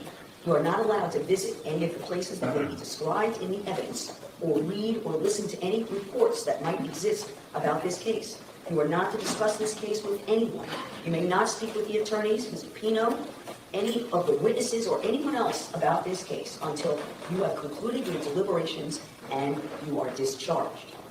In every criminal proceeding, the person accused, in this case Mr. Pino, has an absolute right to remain silent. At no time does he have a duty to prove his innocence. From the exercise of one's right to remain silent, you may not draw any inference of guilt or hold it against him in any way. The fact that the accused does not take the witness stand must not influence your verdict or enter your discussions in any manner whatsoever. The attorneys are trained in the rules of evidence and trial procedure. They have a duty to make objections they believe are proper. When an objection is made, please do not speculate as to why it was made. Likewise, if an objection is sustained, which means I prevent a witness from answering a question or prevent a piece of evidence from coming in, please don't speculate as to what might have been said or what might have occurred had the witness been permitted to answer. Sometimes during the trial, and you saw it during our jury selection, it's necessary for me to confer with the attorneys in what we call sidebar conferences. I'm going to put on the white noise. This is not for your concern or consideration. It could be a matter of scheduling. It could be a matter of law, which is for me to decide. But I call these sidebars, or they might be requested at times during the proceedings. If I think that something might take a little bit longer than a few moments, I'm going to likely take a break at that time. Okay? I also try to keep sidebars at a minimum. So if counsel requests a sidebar and I ask them to reserve, it doesn't mean I'm mad at them. Many times I can anticipate what we need to discuss, and I might ask them to reserve and then handle it when we take a break. So I like to keep them at a minimum, keeps the flow of the proceedings going. Okay? In addition, let me talk to you about note-taking. Renee is going to hand to each one of you an envelope. Now, outside the envelope, there is a tab. There's a white tab on the outside of the envelope. Inside the envelope is a notepad and a pen.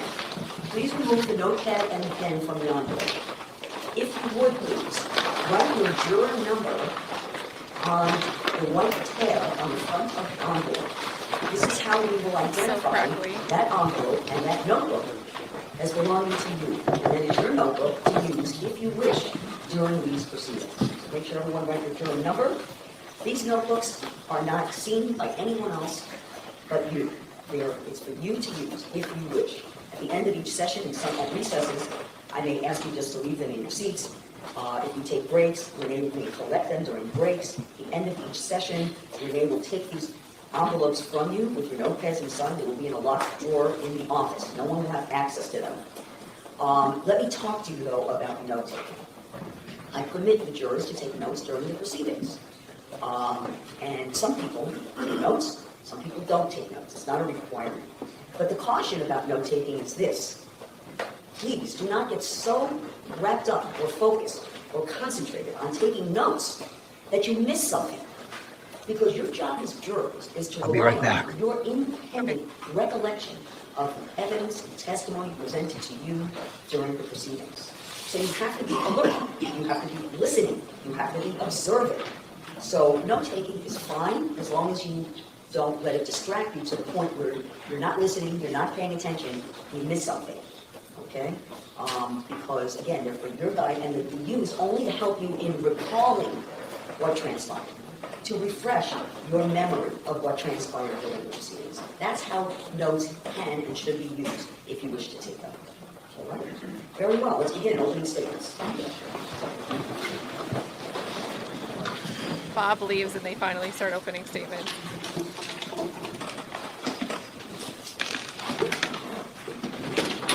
Your Honor, if I may just have a moment, please. They just all set up. That's fine.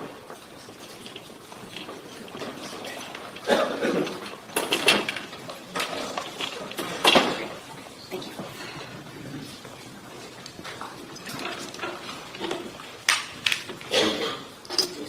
Your Honor, may it please the court. Ladies and gentlemen of the jury, thank you for being here. Just by way of introduction again, my name is Laura Adams. Along with me is Mr. Jonathan Borst. And also we are going to be assisted from time to time through this trial by a law intern or law student who's interning at the State Attorney's Office, and his name is Juan Ramirez.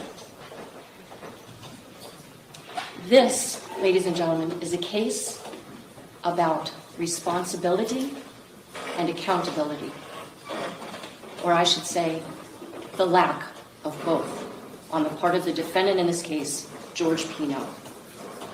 The evidence is going to show that on September the 4th of 2022, this defendant took his wife, his 17-year-old daughter, and 11 of her teenage friends out on his boat, and he wound up plowing right into a huge channel marker that ironically was placed in Biscayne Bay to keep boaters safe.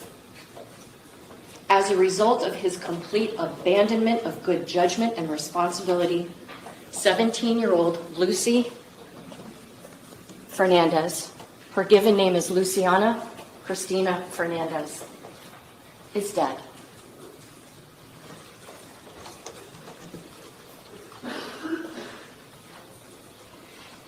In the aftermath of causing Lucy's death, this defendant avoided accountability by telling the police a fabrication of how this boating crash occurred. And he maintained that falsehood long after the day of this tragedy. The evidence in this case, ladies and gentlemen, will show you this was not a mere accident or a momentary lapse in judgment. The evidence that Lucy is dead because the defendant failed to do the most basic things that the rules of the water require. Things like maintaining a proper lookout. Things like operating your vessel at a safe speed for the conditions. Avoiding situations that can cause a collision, or as you may hear from time to time in this case, an allision. Collision technically means two boats striking each other. Allision is a boat striking a stationary object. Whatever term you want to use. Don't crash into things. Moreover, you are to travel when you're in a narrow channel on the right-hand side of the channel. We're not in England. We don't drive our cars on the left side, and we don't operate our boats on the left side of the channel. This defendant drove his boat after consuming alcoholic drinks that was full of teenagers who also had been drinking alcohol right into that big steel channel marker in Biscayne Bay in broad daylight, a channel marker that had a day glow green square above it with the number 15.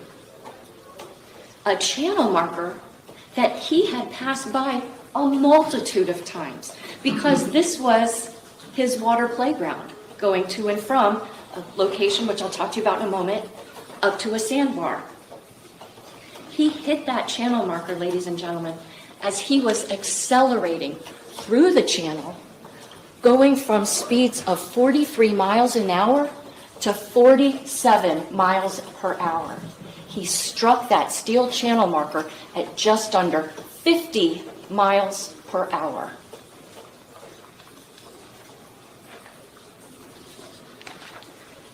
The witness who will tell you how this crash happened has no bias, no prejudice, and no sympathy.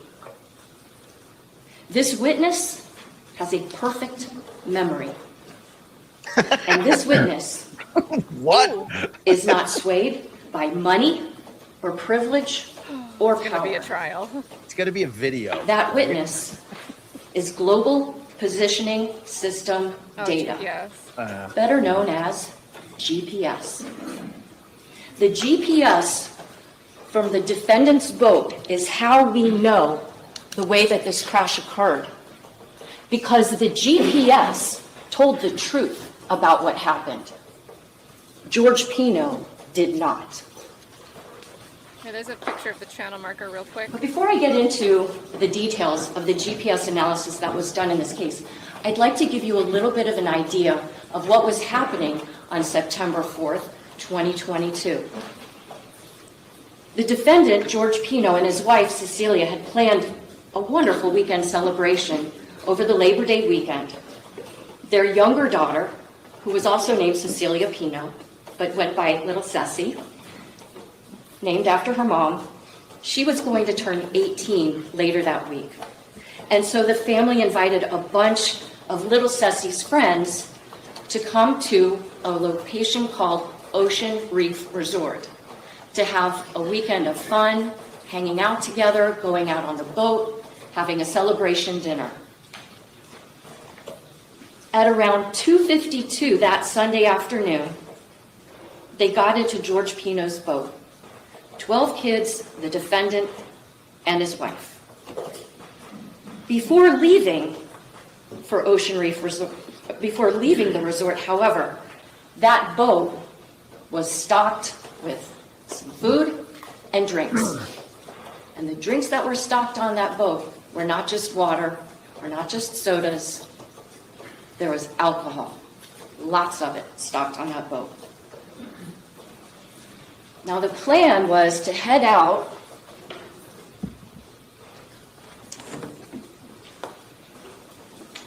Can you all see okay? The plan was to go from here, which is where the location of Ocean Reef is, where I'm circling this blue dot, and to traverse across this little narrow waterway, and then head up toward this location, which is called the Cutter Bank Channel. Now, for those that might not be boaters, what you'll learn in this case is that a channel is an area of the bay that's dredged out to be deep, because a lot of Biscayne Bay is relatively shallow. And if a large boat that has a keel under it has a draft that's too far, that boat's going to run aground, and that'll cause a danger to everyone. So in areas where the bay is shallow, there will be dredged out locations. And to keep people safe and to let boaters know where they can maneuver their maybe larger vessels, there are what's called channel markers on either side. They're big steel poles, and on one side of the channel there will be odd-numbered markers in day-glow green, and on the other side there will be even-numbered markers in red. The plan for that day was Mr. Pino went up through this channel, and he and other boats were going to rendezvous at this location here, which is called Billy's Point. It's a popular location where people will come to, dock their boats, tie their boats up to other boats, and people will socialize, have fun, sometimes drink alcohol, have food, listen to music, things of that nature. Sometimes. However, when they get to this area where I have the orange dot, Billy's Point, one of the boats that's kind of part of this group, it's too big to dock there. You can see where the water along here is, where this is like a lighter blue that shows shallower water.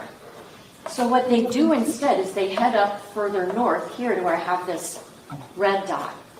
It's slightly deeper water, and that's where the defendant and several other boats basically stay for a few hours. Okay?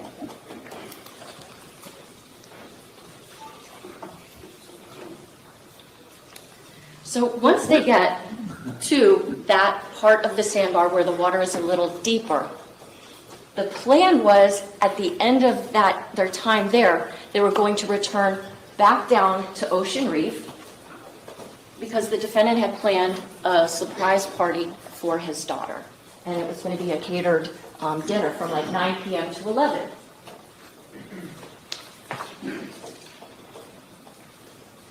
to give you a little bit better of an idea of how the channel works, I have this exhibit also. And this gives you a little bit more of a close view of where the defendant was going to travel. So here we have where Ocean Reef is. Here is the area where he would traverse. And then this area here that I'm circling, that is called Cutter Bank. And there are channel markers, 15, 14, 13A. There's channel marker 12, all along this channel so that boats can safely travel through it, okay? And I have one more that's just a little bit closer so you can really get an idea of where those markers are through here. And all of this evidence you'll see during the trial. This isn't your only chance.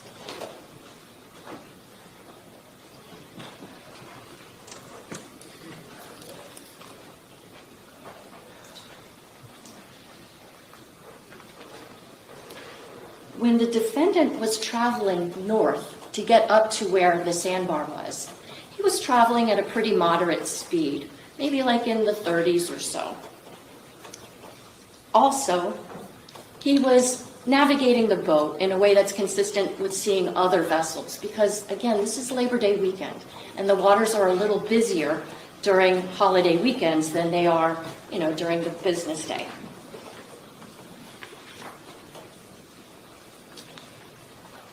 The defendant and the kids and his wife, all on his boat, get up to the area of the sandbar at about 3:23 that Sunday afternoon. Now let's talk a little bit about what was going on at the sandbar. There, Mr. Pino dropped his anchor, and the girls that were on his boat would, hang out with each other. There was another boat that was, the owner was friendly with Mr. Pino. He had some boys on his boat, so the girls and the boys were swimming back and forth with the boats, listening to music, having a great time. They would hang on to floating devices, interact with each other, and yeah, they were drinking. The teens on the boat, on Mr. Pino's boat, helped themselves to alcoholic drinks that the Pinos provided.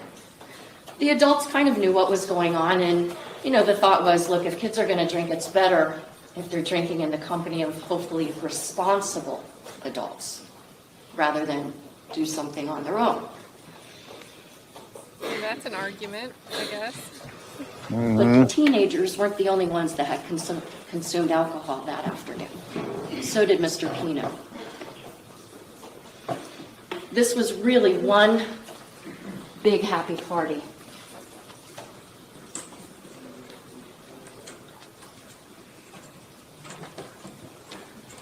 Here's a picture of most of the girls that were there that afternoon. Many of these girls knew each other from elementary school. What a great day this would have been. Oh. This girl here, in the white bathing suit with the cute little flowers, that's Lucy.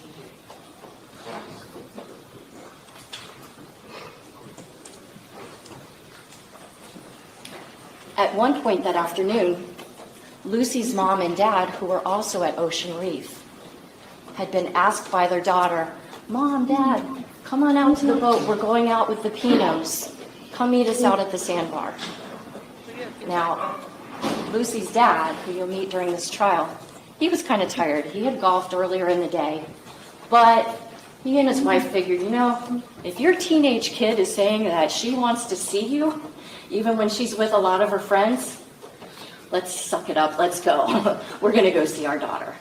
And so Mr. and Mrs. Fernandez took their own boat out and wound up rendezvousing with where the Pino boat was and a couple of the other boats that were there. What you'll learn is that Mr. Fernandez didn't really want to stay a very long time because he had plans later that day to watch the game between FSU and LSU with his dad, who lived at Ocean Reef. So his plan was to go out there, see his daughter, engage with the people that they all knew, and then try to leave by around 5:30 or so that he could be back in time to clean off the boat, get cleaned up, and then go over to his dad's condo on Ocean Reef. But do you think George Pino was okay then? While When Mr. he left his Fernandez daughter? is there, he too consumes some alcohol. He winds up That's an interesting toward the question. end of the day getting ready to leave. It's 5:30. And as he and his wife are getting ready to leave, they kind of thought about what a great afternoon it had been. They were glad that they'd gone out to see their daughter. At one point, their daughter swims over to the boat and she asks her dad for some sunscreen and a hair tie, to make a ponytail with her hair. That's really sad. Like what if they She didn't hugged go her out dad. and see her? Yeah. Before That could have been the jumping last back time. off the boat. And that was the last time Andy It's heartbreaking. ever got to hug his child. Before leaving, Andy took this picture with his phone. You can see this is the defendant's boat. You see people floating around. You see people on the boat. What could have been more fun than being lucky enough to be out on the waters, to have a weekend at Ocean Reef with friends that you've known practically your whole life? What a magical day this could have been.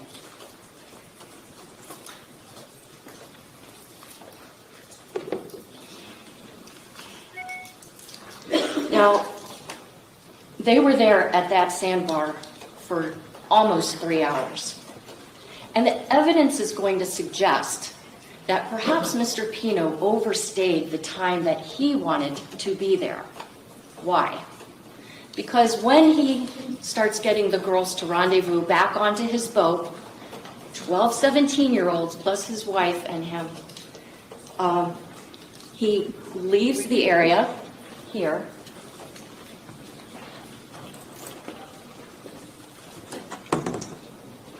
Where they had been, and begins to traverse back down south, where he's going to traverse through Cutter Bank Channel to get back to Ocean Reef. Why? I told you about him having a party planned. This was the invoice for that party. It was to go from 9 p.m. to 11 p.m. It was going to be a custom buffet with salads, mini burgers, chicken, all of this kind of stuff. It was an outdoor venue that was going to be catered, and it was supposed to be a great time. But, my goodness, yes, 12 teenage girls that are going to need to get showered, get their hair dried, get ready to go out for this event. Now, these girls were staying in a home that the Pinos had rented for that weekend. It wasn't that's like therapy some that looks like gigantic that. mansion. I don't know if it's just, What? What'd you say? I don't know. What happened? I don't know. Uh-oh. Okay, it was just a momentary. So what winds up happening is, as he's heading back toward Ocean Reef, he is going faster than when he was going up there. And when he was going up to the sandbar, we know from the GPS that he was kind of circumnavigating things like this. What we know from the GPS is that when he was coming back, he was doing a lot more straight through traveling.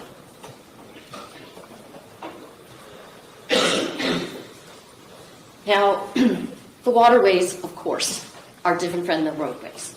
We don't have speed limit signs in the same way on the water that we have on land. And now it's super out of But sync. there are rules that are to be followed.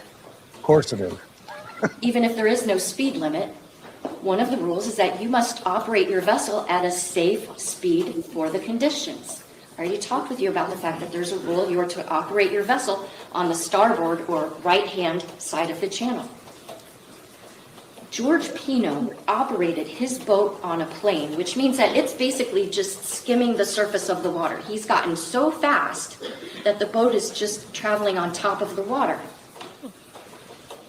He's operating it on the port side, meaning the left side of the channel, not the right. And as he was going through that channel, heading back to Ocean Reef, just as he had his GPS on the way up, his GPS was on the way back. The GPS on his boat tracked his every move, his direction, when he changed direction, and it tracked his speed. The GPS on his boat was like a silent witness, watching and recording his every move. So you'll learn in this trial a little bit about how GPS works. For now, I will just leave you with this. Oh no. Oh man. Oh, Oh no. it's gonna do this to us every few seconds. Watch. Oh no. It comes back. I don't know when though. Oh, Oh oh, man. Oh boy. oh. Oh no. Oh no. Oh, they're trying to take us down. They're trying to shut it all down. Can tell you moment by moment where the boat is going, how fast it's going, and how long goes by from one time when you change direction to the next time you change direction. So what winds up? Sucks. Oh, I miss the chat so much because I know they'd be like, no, and then yay every time it came back. And it would just be like this constant ebb and flow in the chat. And you know, the worst part of it is it's like the most critical part of the opening. Yeah. Like when he hits the On the way channel marker. to, yes, this is the GPS data that we have from the defendant. Okay, heading why didn't they blow this before picture he up? leaves. They have a whole poster board. They could have turned the picture landscape and filled the whole poster board. Why is Made this it one so huge. tiny? Exactly. Like the most critical picture. They tried. Heading up this way to where Elliott Key is, and then you see these little like track mark, these little blue dots. Those are track marks. Those show every time the boat is being changed in direction. This is where he originally gets to at Billy's Point, but it's too shallow for one of his friend's boats to be there. So he heads up further north until they get right here. Then, and he gets there at about 3:47. From there, the GPS is turned off because the boat's anchored. What do you need your GPS for? At 6:18, the GPS is fired back up again. And we know track mark, he's navigating his way through here. And now look at what we see here. Straight lines, track mark, straight line, track mark, straight line. A very different driving pattern to get back than to get up there. Do not make track mark a drinking game. So what do we know happened? Oh no. Oh my God. Once he starts entering into Cutter Bank. We know that he is going straight down this way. Look at these giant clips. There's a channel marker here, channel marker 14. Here is channel marker 15. This would be the channel, and he's hugging the left side of that channel. And what we know is that before he gets to channel marker 15, right, at 6:37 and 28 seconds, he has his last track mark. That's the last time he changed direction. And what did he do? He tried to avoid channel marker 15 right here. But it was too late. Let me back up a bit. So here we see the defendant's track lines heading up, and here he is coming back on the return track. And we see one track point here and one track point here, which is less than 30 feet away from where that channel marker is. And what we know is that when he leaves this track marker, he was going 43 miles per hour. This last track mark, right before he hits the channel marker, he's going 47 miles an hour. He's literally accelerating through that channel. What is this? All these little track marks here? This is after his boat crashes into the channel marker. Because he was not wearing a thing called a kill switch, which you attach like to your waistline or something so that if All right, I'm sure the defense will clarify this, but I looked this up and it is not a requirement for a boat that is longer than 26 inches long to have an emergency shut-off device in 20, Florida. And his boat was 26, 29. 26 feet. Yeah, sorry. Oh, okay. I was like, wow, that was Teeny like tiny boat.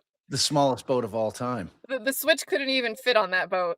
But yeah, so she's arguing that and it sounds really crazy. And I was like, oh, is he supposed to? But I looked it up and actually he's not required. So I'm sure. The thing that I keep wondering is if the girls, because that's a lot of people for. Yeah, that's not what a I think huge is boat. negligent.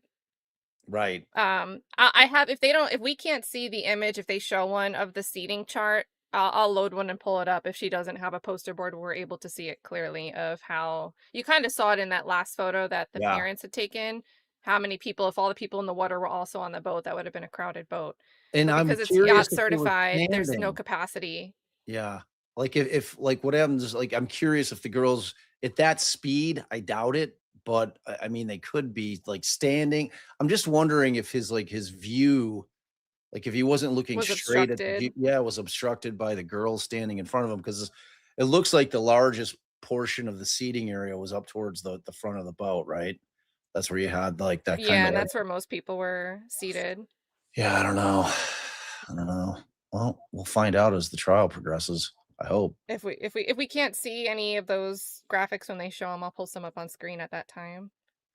You get ejected from the boat, it kills the engines so that nobody will get chopped up by a propeller. Ew. Thankfully, even though he was not wearing a kill switch, which is why we see the boat is still moving because the engines are still running, thank goodness nobody got chopped up in this case. To give you an idea of what it looks like for a 29-foot center console vessel to smash into a steel pole as fast as George Pino did,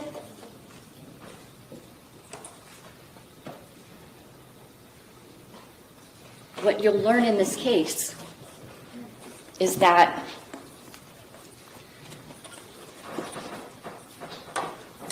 we'll have to talk like sailors a little bit in this case, all right? So starboard and port, right and left. So this is the starboard side of his boat.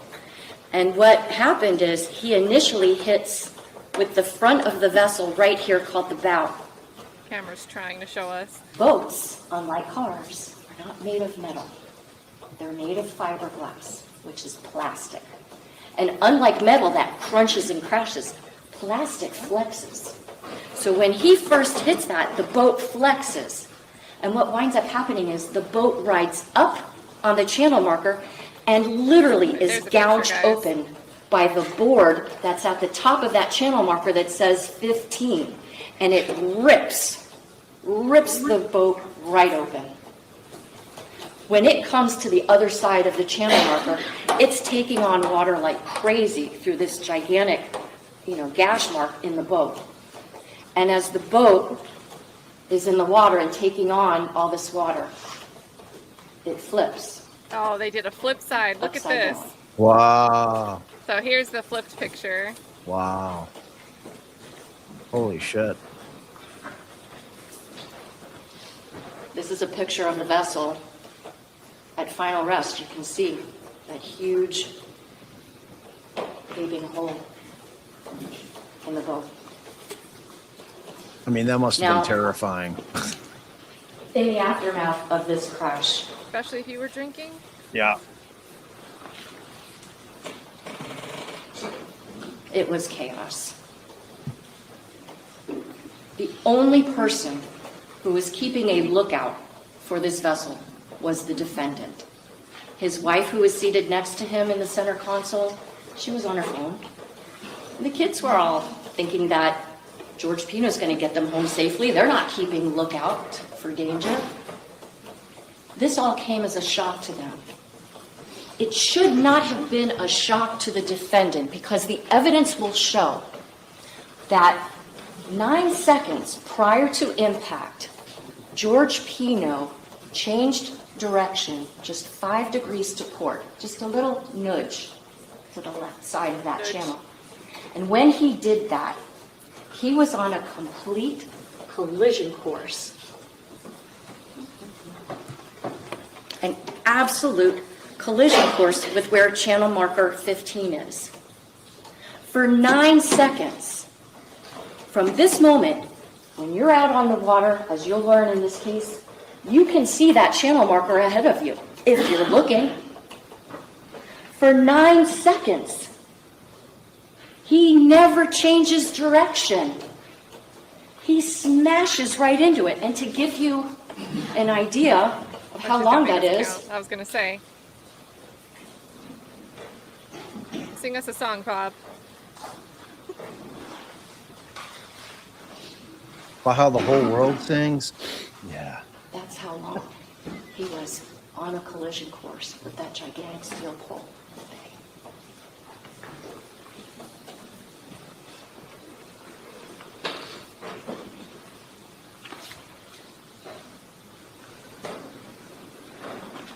Yeah.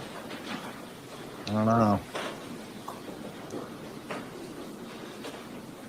After the boat hits the channel marker, some girls are ejected from it, some girls jump off the boat, but there are now 14 people in that water. One by one, the girls who were not too badly injured try to seek out and find their friends. The defendant's wife, same. The defendant, though, he just kind of holds on to the front of his boat, which is now upside down, and the anchor of his boat has become the canopy, because the canopy of his boat is now on the bottom of Biscayne Bay. One by one, they're trying to account for all the girls. Where's Ceci? Where's Cathy? Where's Mia? Where's Carol? All these girls. And eventually, through all that chaos, there are some that are not conscious, there are some that are borderline conscious. Everybody is accounted for, but one. They're looking and looking. Where's Lucy? Where's Lucy? Somebody yells to the defendant, still holding on to his boat. Look under the boat. Maybe she's trapped under there. I'm going to put a picture on screen of the boat on the bottom of the water. The injuries she sustained were not great injuries, but she didn't die from those injuries. She died because she drowned. She was underwater, unconscious, and she drowned.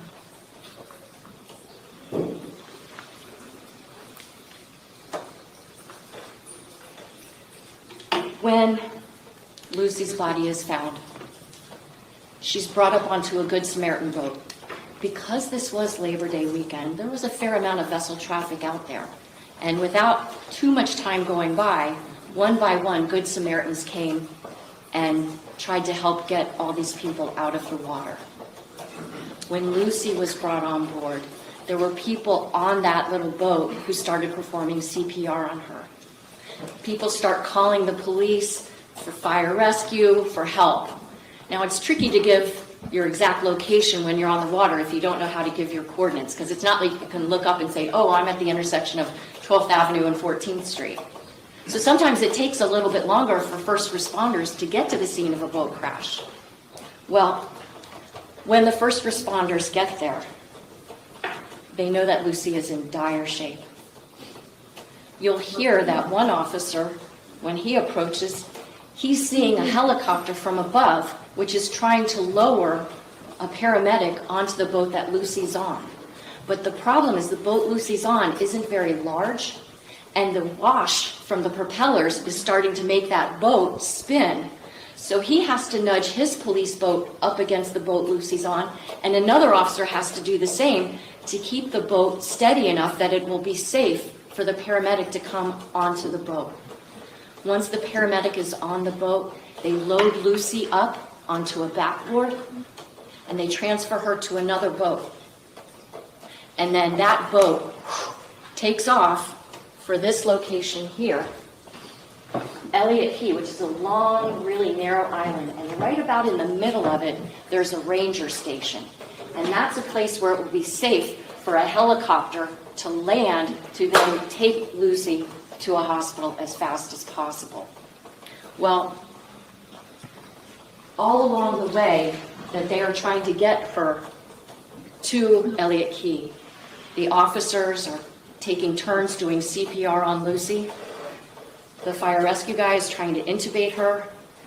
They're trying to get her heart pumping so that blood and oxygen will get to her brain.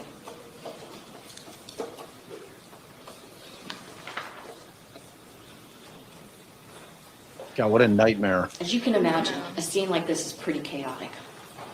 The man who is tasked with the responsibility of managing this chaos is named William Thompson.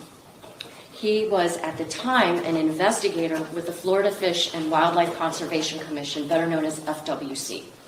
Since the time of this crash, he's been promoted, and he is now a lieutenant. Lieutenant Thompson was responsible for coordinating with all the different responders that came to this scene. Officers from the Miami-Dade Sheriff's Marine Patrol Unit. There were Coast Guard officials that came to the scene. William Thompson there was other fire rescue units that came to the scene. There's the management of finding out who's injured, what's the level of injuries, conducting that kind of triage, figuring out what hospitals different people are going to go to. And beyond that, he also needed to find out what happened. How did this happen? The girls really couldn't give him any information. They're not paying attention, because what you'll learn is that on the bow of the defendant's boat. Seems like the default for these guys would be to look for signs of alcohol consumption in general. Up in this area here, You know? there was a girl sitting on every seat available. We can look at their training The manual. defendant and his wife were think you'll like sitting it. at the center console, and there were two girls that were seated in the back. These girls up front, their backs are to what's coming up ahead of them, and they're hanging out with each other, so they can't really tell what happened. And the defendant's wife was playing on her cell phone. So the only person that Lieutenant Thompson could try to find out how did this crash happen from was the defendant. Now, the defendant himself, for sure, got banged up. He had a cut to his head, a cut to his elbow. I think some of his teeth were, knocked around a bit. But overall, he was okay. He'd been checked out by police officers, fire rescue. He was ultimately transported to Elliott Key, which is where they brought all the other girls that were not tremendously injured. And there, Lieutenant Thompson winds up trying to find out from the defendant what happened. He could find out what happened from the defendant and from the GPS. And like I told you, the GPS told the truth, but he did not. When Lieutenant Thompson is interacting with the defendant, he's wearing what's known as a BWC, a body-worn camera. It's right on his chest. And while he's talking with the defendant at a picnic table that's there, the defendant is seated across from him.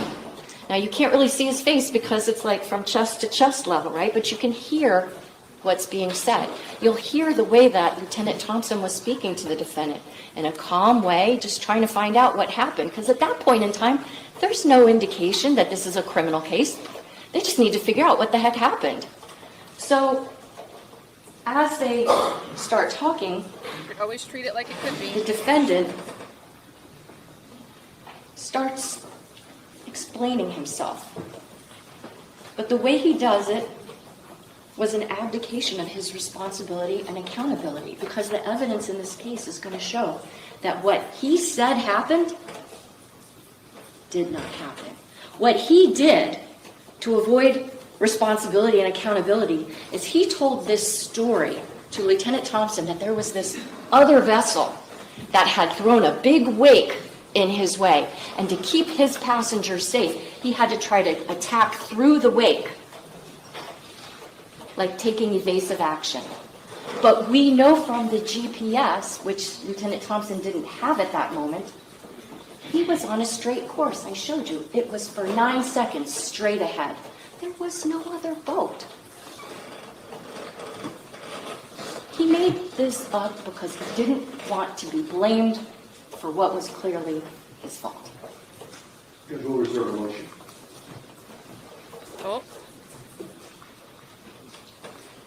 So we'll add that to a mistrial when motion. Lieutenant Your Honor. Thompson asks, how did the crash happen?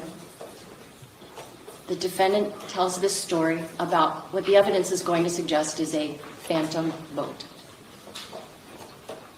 Now, clearly, nobody's going to be fully in charge of their rational faculties after a horrific event like this, whether it's your fault or not.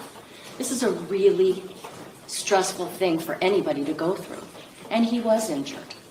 But he was alert. He was able to walk around. He was able to be responsive to questions. When the defendant told this story of the phantom vessel, he then was asked, would you give a written statement about what happened? This is what he wrote. Going back to ORC, Ocean Reef Club, through channel, pass boat on left side of my boat, veer to the right to avoid big waves. Coming back into the wave, I lost control of steering wheel as boat was going through the big waves. I was ejected from the boat. That's what he said happened. He said it in more detail orally to Lieutenant Thompson, but that's what he wrote. And even when the GPS proved that he was wrong, he doubled down on the things he said to Lieutenant Thompson.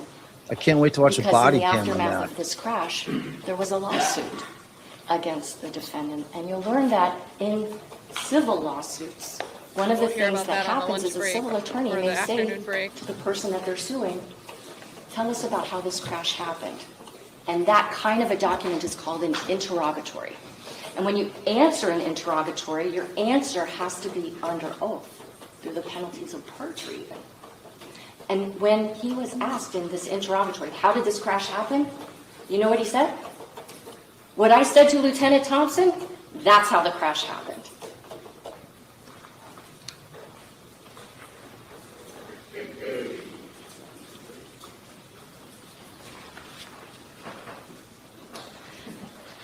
How did the police wind up getting this GPS data? Well, in an effort to appear cooperative with the police, the defendant signs a form giving them consent to go on his boat and take from it the SIMRAD, that's the brand name of the chart plotter devices or the multifunctioning displays that he has. It's not completely unlike CarPlay, if anybody uses their Apple phone with their car, where you can scroll through different maps, charts, things like that. The defendant gives permission for that. And those SIMRAD navigational devices are then brought to a man who is, number one, a former FWC officer. Number two, is currently a lieutenant with the town of Palm Beach Police Department as an internal affairs supervisor. But also, number three, is a maritime expert who testifies regularly in the field of safe navigation, He's an in-house safe law boating enforcement expert. requirements, and also in how to download and interpret GPS data. His name is Paul Albert, and you will hear from him about how GPS works, how he was able to extract GPS data from the defendant's boat, even after it had been upside down and underwater until they could salvage it and bring it back to shore. He will tell you unequivocally the defendant's boat took no evasive action to avoid striking that channel marker. There was no other boat in that vicinity. The defendant said that there was another boat, which is clearly disproven. He also told Lieutenant Thompson that he had 2 beers while he was out at that sandbar. Now, it would not be practical for you all as jurors to go out to the scene of this vessel crash and feel for yourself what it's like to go 47 miles an hour Why would through you that say narrow that? channel on the wrong side of it. So Lieutenant Thompson and Mr. Albert did the best that they could to try to recreate it for any jurors that might be on this panel, whether you have experience boating or not. I feel like that's What kind they of hinting did to go was, see it. using buoys and GPS points, they dropped one buoy in the Cutter Bank Channel where the second to last track point is, and one right before the last track mark, which is less than 30 feet away from where that channel marker is. They then had Lieutenant Thompson take his police vessel, which, like the defendant's, is 29 feet, has a center console, and has two 300 horsepower engines. And what he did was he then began coming through the channel, and by the time he got to where that second to last track mark is, he was going 43 miles an hour. He then continues to accelerate his vessel until he's at 47 miles an hour, and at the last second, swerves to avoid hitting the channel marker. To give you an idea of what that's like, we had a veteran crime scene detective with the sheriff's office come out on a Marine Patrol boat and launch Really a drone recreation, then. that then could film the boat as Lieutenant Thompson piloted Definitely it. a recreation. Like, 100%. so you have two fixed buoys as a starting point and an end point to try to demonstrate an elision where someone didn't even try to swerve, but you're swerving as part of the reconstruction to reconstruct what happened. Right. Plus, you can't. I'm sure the defense argued that it should not be admissible. I mean, how can you create the exact conditions that existed on that day at that time? Yeah, it's probably like- way more variance than a road. Yeah, 100%. And also, how are they disproving that there weren't any other boats on that water that day? I mean, it was Labor Day. So what I saw is that they have a camera on a different channel marker and they didn't see any large vessels pass by on that channel marker. But who's to say that a boat that passed on that channel marker wasn't hot dogging, Right. veering to the other side. Right. So, I don't really know. I'm assuming the defense is going to argue against that. But this is new for me, right? I'm trying to learn about maritime things happening on the water, but a buoy to me moves. So even if you're trying to reconstruct something and drive and accelerate towards a target, you're not going to be recreating avoiding something that's fixed. Yeah. I mean, I don't know how much they move. I think they're anchored. Like, you know what I mean? In terms of. But it they looks like the kinda- chain can't be that long because the Right. boat could be on its hood and still have the bottom sticking up out of the Exactly. water. And when you showed that picture of the capsized boat, like how deep pull was it that up. water? I'm actually surprised if she said it. I didn't catch her say it. I mean, it looks like it's standable, right? Maybe. I don't know. It's weird. I'm Okay, let's curious look as at to a full how. picture of the boat on a lift. And then when they were standing, I feel like they were. Do I have a picture of them standing on the bow? Maybe. Is it this one? How tall are they on there?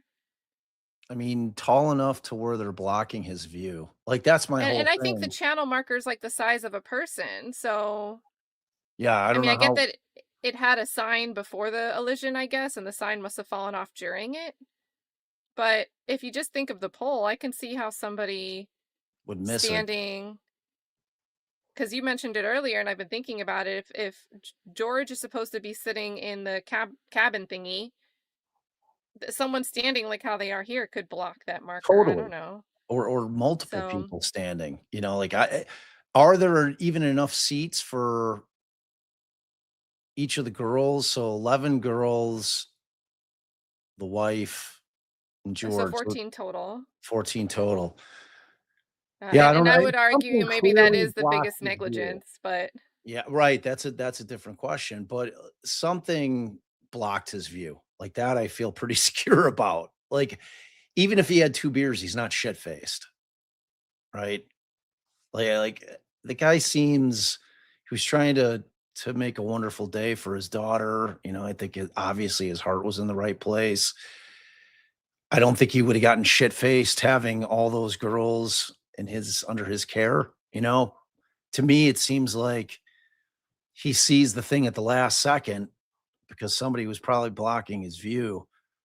It's too bad that there wasn't like a boat cam on there so we could have seen what was going on, much like the dashboard cam in Spencer, which, by the way, somebody just tweeted at me, a new order is dropped and it is with prejudice.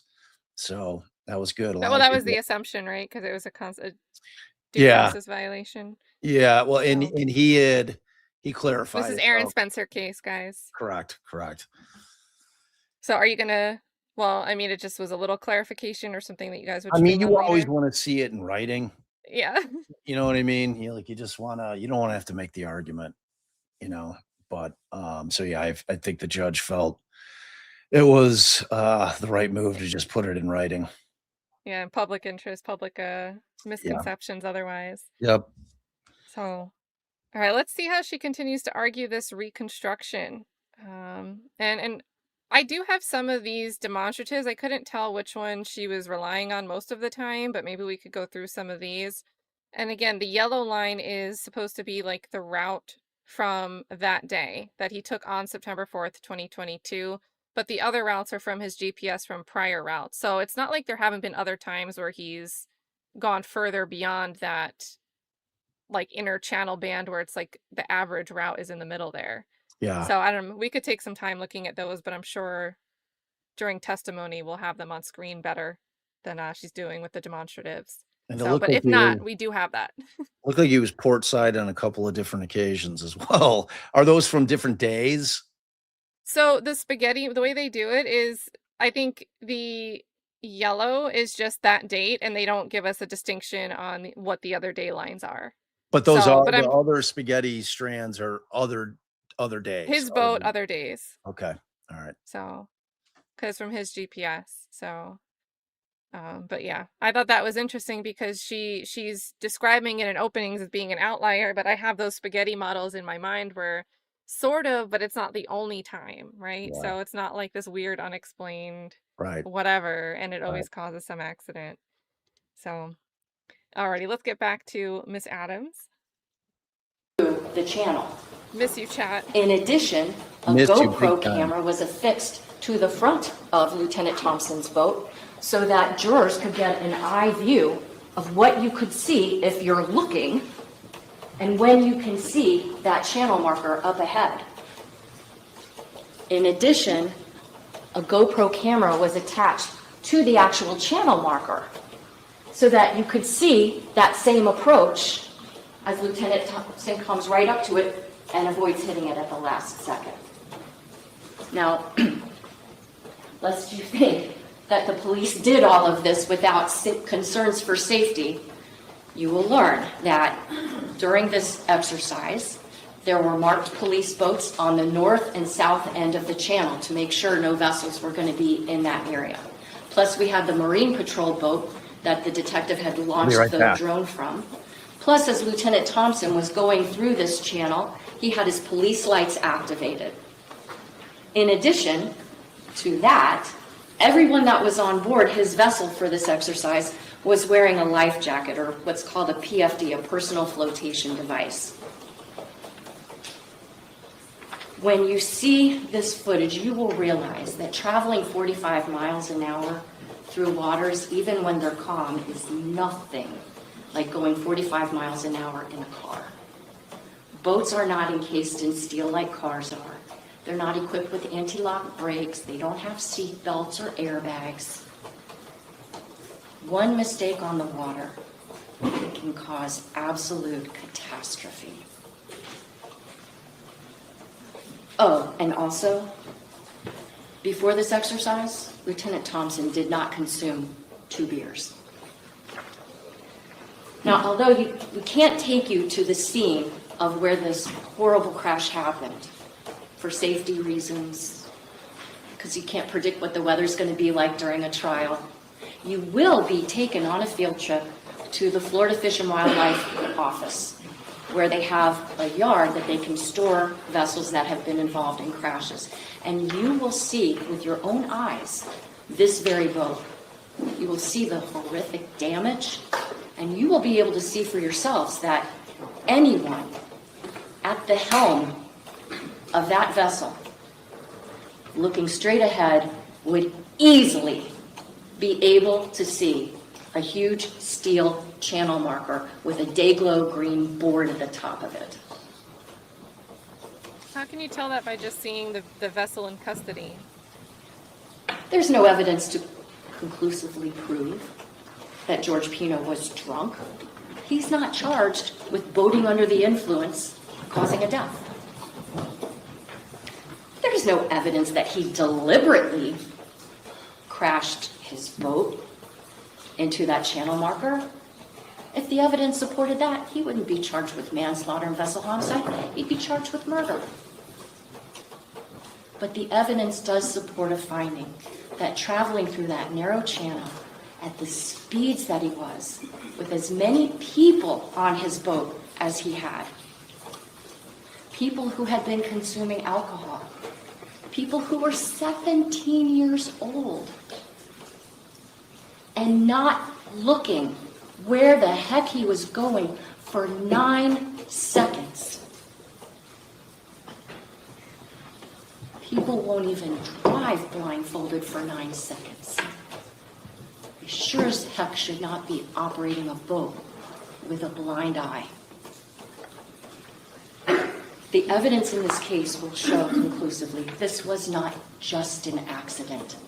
This was a bunch of factors that, when they all come together, form the inescapable conclusion that George Pino was reckless and he was culpably negligent, and as a result, Lucy's gone. And that's why at the end of this trial, I will ask you to return a verdict of guilty.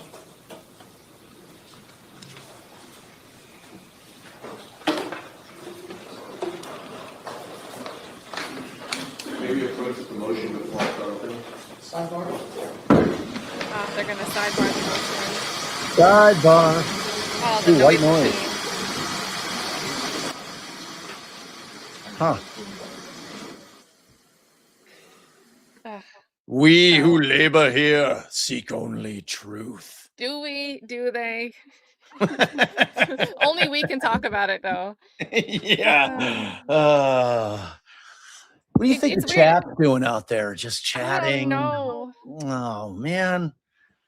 It's a big punch to the gut to lose the chat. You know, it's like the community is the best part of this whole damn thing. Yeah. I mean, you're amazing, obviously, but like not being able to see our people and what they're saying.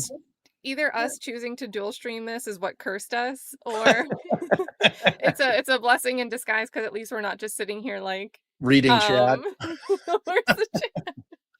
Oh my goodness. I mean, I am definitely guilty of reading chat way too much. Like I'll miss like entire lines of questioning. Yeah. People like Ali will be like, "Oh, what do you think, babe?" I'm like, "Huh?" Sorry. Yeah, sorry. I was reading the chat. But it's so good, because if you aren't sure exactly what you heard, the chat can give the context. Always. And figure it out. All the time. Like if I miss a name with a new witness, I'm always like, "Chat, who was that?" You know, just anything.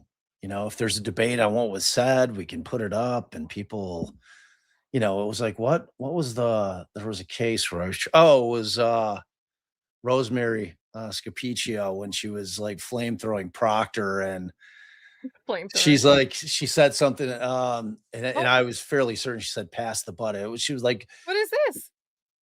What is this? What is that? Who is that? Is that the same judge?" No, they took us to another trial. What? No, but it is Florida. What? What is this other room? It goes back. Oh man, Let's zoom through what is this other room here to the right? To my right. What is that? Looks like there's a big sheriff's badge up there. Huh. Weird. There's some weird shit going on with this thing. Maybe it's like arraignments or something. Maybe. All right, how much longer do they have this on the rung? Okay, they're still going to be at the sidebar. All right, so we could jump a little, but oh yeah. I don't want to miss them coming back, because sometimes they say some stuff. There we go. I see a bald head reflecting all the light from the backboard. I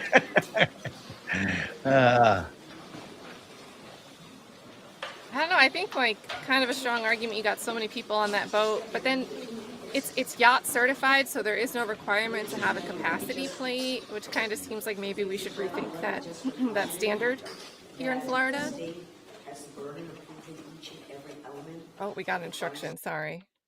Let me turn the volume back up. And so we're getting a burden shifting instruction.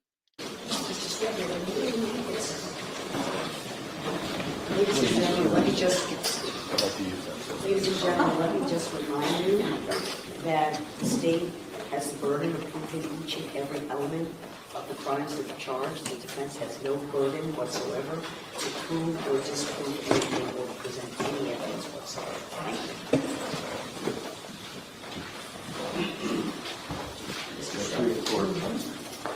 Good afternoon, ladies and gentlemen of the jury. Can everybody hear me okay? Is the microphone working, Your Honor? I think it is. I think we all agree that we're here today because there was a tragedy. Lucy died. And it's painful. It's painful for everybody to think about it, hear about it, talk about it. And over the course of the trial, we'll have to relive those moments. And George Pino is going to have to relive those moments. He loved Lucy. He'd known Lucy since she was a little girl. He loved Lucy like a daughter, like his own daughter.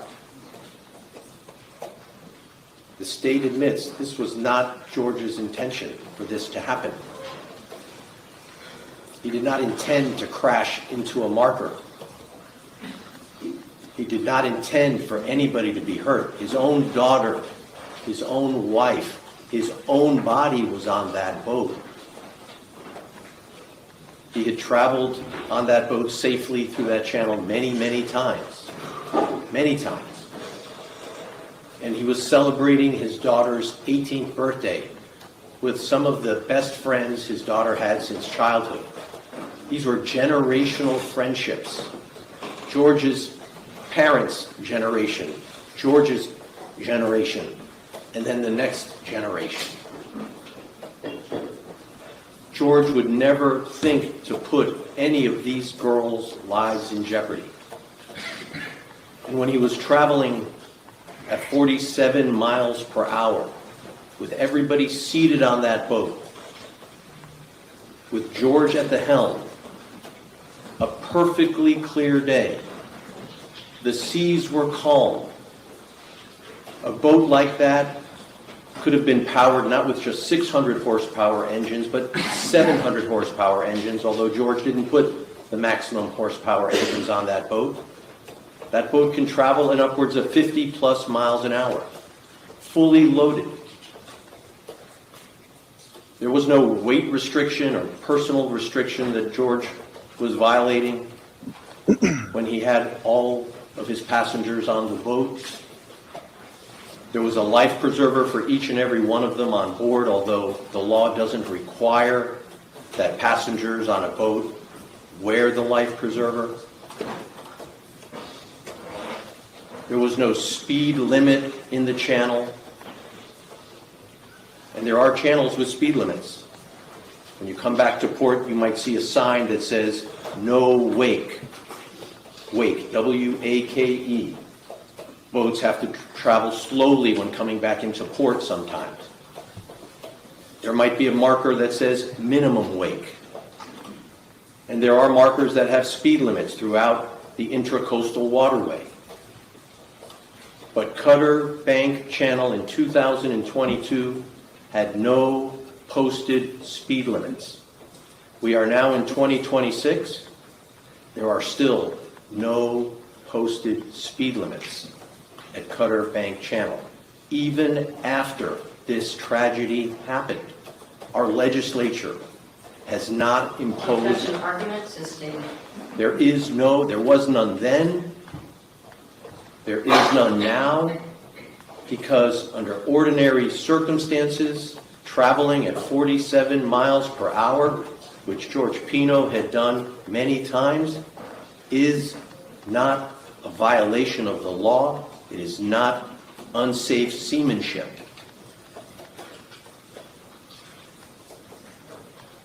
Still, still, George crashed.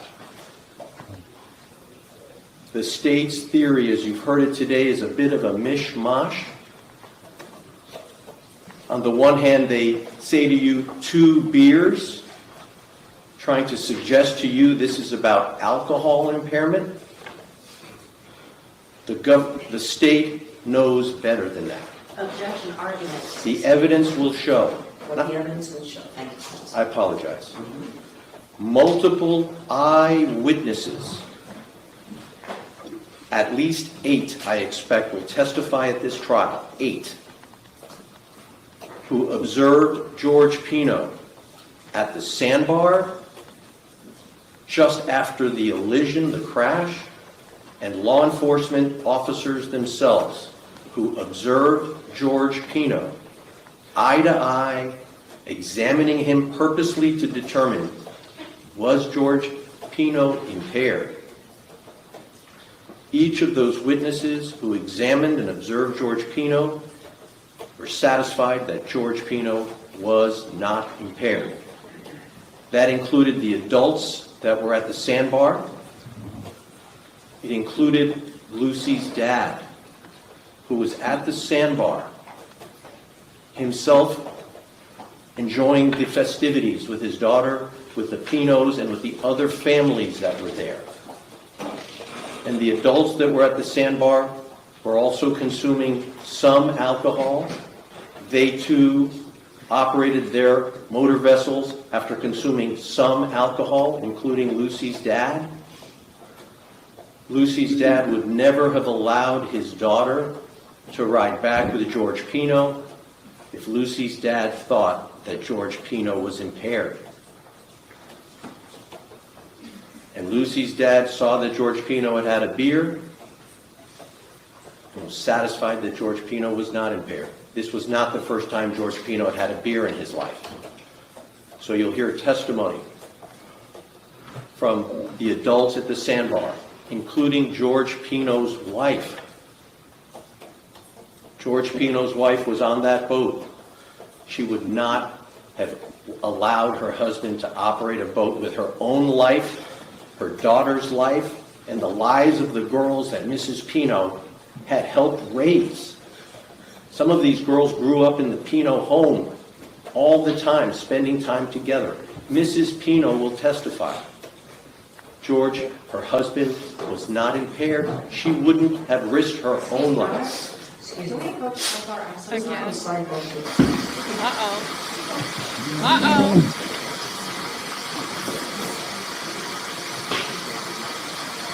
I mean, he really did sleep. He's slipping into argument there. Oh, man. Oh, this is what's going on. That's why they're approaching. Yep. Are they asking to approach because he's crying or because of the argument? No, I think it's that. Oh, man. What if he takes a deal because he can't handle, like he's going through it. You can see it whenever they show him, like during, like you can see he's really, really laboring to breathe. He's got like, you know, and somebody was tweeting, they're like, well, like, why is he breathing like it? I'm like, people don't seem to understand that when you're sitting in that fucking chair, that it is the most stress-inducing scenario known to man. Like, there is nothing more terrifying than sitting in the defendant's chair during your trial. It just is. It's like you're, you know, I mean, the lawyers are feeling it too. I mean, right, he's they're kicking the jury out. The jury is getting kicked out. Oh, man. As it should. He's destroyed. He's destroyed. Anybody think he's faking? No, I don't think he's faking. He is definitely not faking. He is feeling every bit of this. And like he really was like friends with. Yeah, these at least were from like the pretrial motions, they all knew each other. They, like these are, you know, I mean, I have a lot of kids, and you know, my kids play sports, and my daughters have friends, and we're friendly with their parents, and you know what I mean. It's just like, and you're talking about a decade plus of relationships. It's all like wonky. Thank you.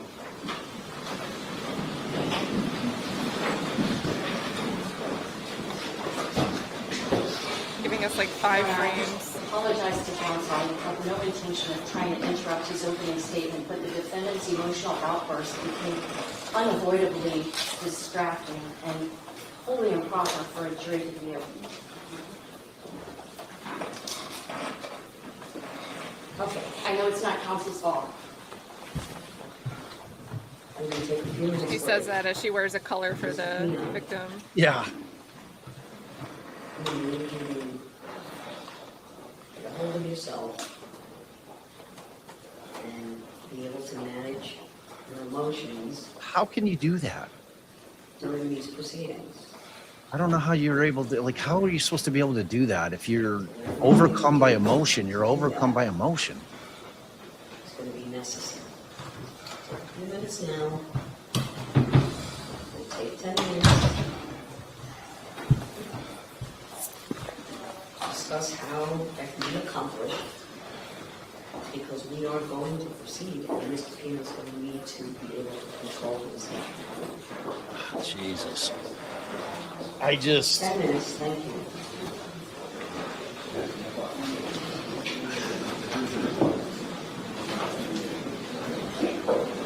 I'm certainly not of the position that that could potentially influence a juror or 2 or 5 in terms of seeing him just destroyed. But the reality is, There how were people can you... crying in the gallery too, visibly.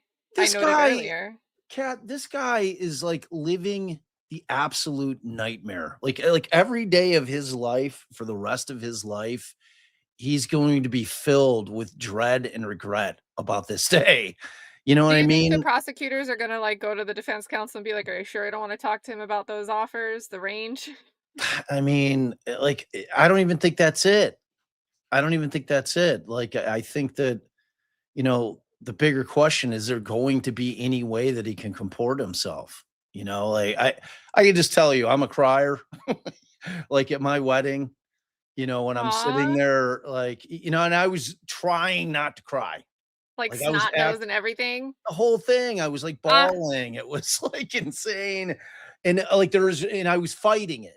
Like when I performed my daughter's ceremony last year, you know, I'm trying not to cry, but I'm like so moved. You know what I mean? I'm trying to get through this speech, you know, in terms of performing the vows and all that stuff and just the things that I had written. And it's like it's a really, really hard thing to do. I get from the prosecution's perspective why I think it's undue you, sympathy. you're right. I mean, but But the like, reality of the situation is how do you control it? What is the other? What happens if George says, I'm going to do everything in my power to control myself? I mean, like this is not me like trying to cry on cue. Like I'm well, and just it's on the overwhelmed. flip side, you know, the state would happily prey on someone who sat there stone faced because their attorney probably told them like don't like react to certain things, and they probably try to 100%. say like they don't have remorse, they're not remorseful. Look at them, Right. like Stone so. faced. Not a care in the world. He doesn't care. Soulless. Yeah. I mean, it's like this is a brutal case. Like I you know, obviously there was no intent here. So like that we're not talking about like George Pino as being a monster at all. You know, it's his culpability is what's, you know, at question here. And it's just like I really feel for the guy. I feel for everybody in that courtroom. I obviously feel for Lucy's I folks. feel for the daughter Cece because it was her birthday party. It's her family that caused the mess. Her friends died. Yep. So at the ripe age, she's turning 18, probably about to, you know, you graduating high school at that point in time. Just a nightmare. Your family and your friends group are both having to deal with this in a slightly adversarial way. It seems like the families kept in touch in some manner, but at some point there was a gag order issued where even though they'd been texting, the families had been texting, they no longer wanted George Pino to text. I think it was the Fernandez family, but it might have been the Puigs, who we're not really hearing much about because this trial is only about the deceased victim. At first, the initial Right. charges, there were like 3 charges relating to death or serious injury because of the 2 that have lifelong complications that did survive. But this trial is just about the one deceased victim. Yeah. And like just 18 and you like lose your friends. Everything. Like your entire life structure has been completely upended. Your friend circle is like splintered. Your parents are destroyed. Everything about your life has been completely destroyed from this one horrible, horrible accident. And it's like, yeah, she's and it's not something you shake in a year or two. It's just something that's part of your life arc now forever. And it's just this tragedy that will always, and it's obviously going to affect her in a profound way, throughout the course of her life. It's awful. Like, I'm that dad. It's like literally last year we took so we went up to the Dells or went up to a sport lake in Wisconsin and we rented a boat.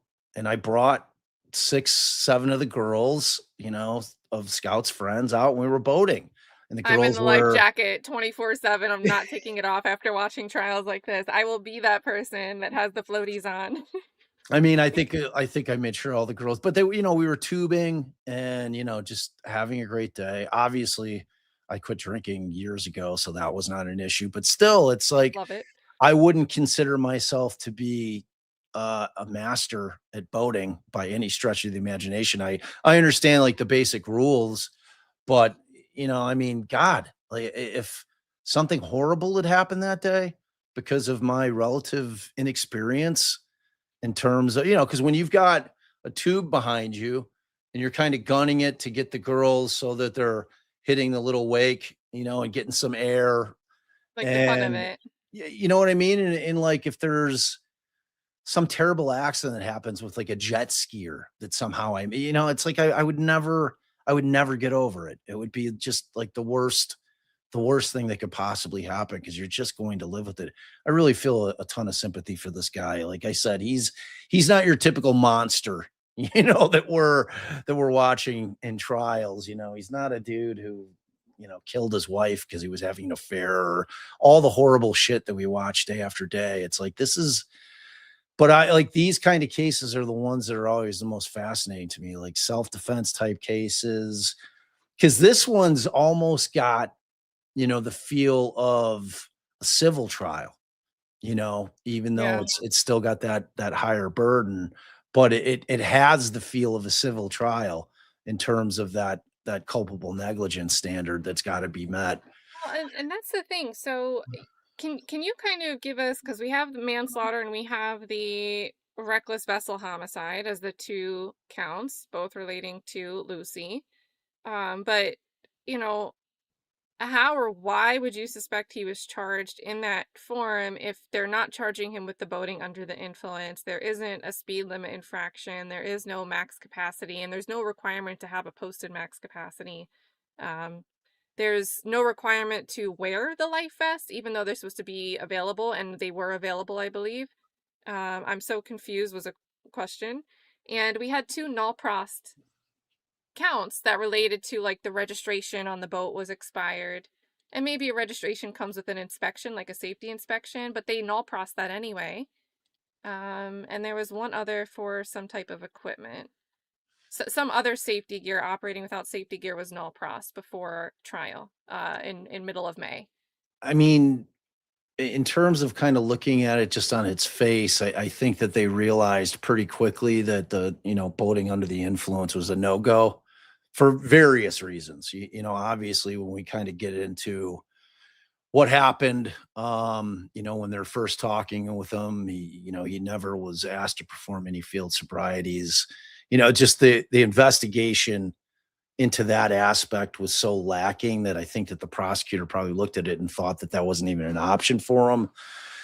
So they're and this thing wasn't charged for years, right?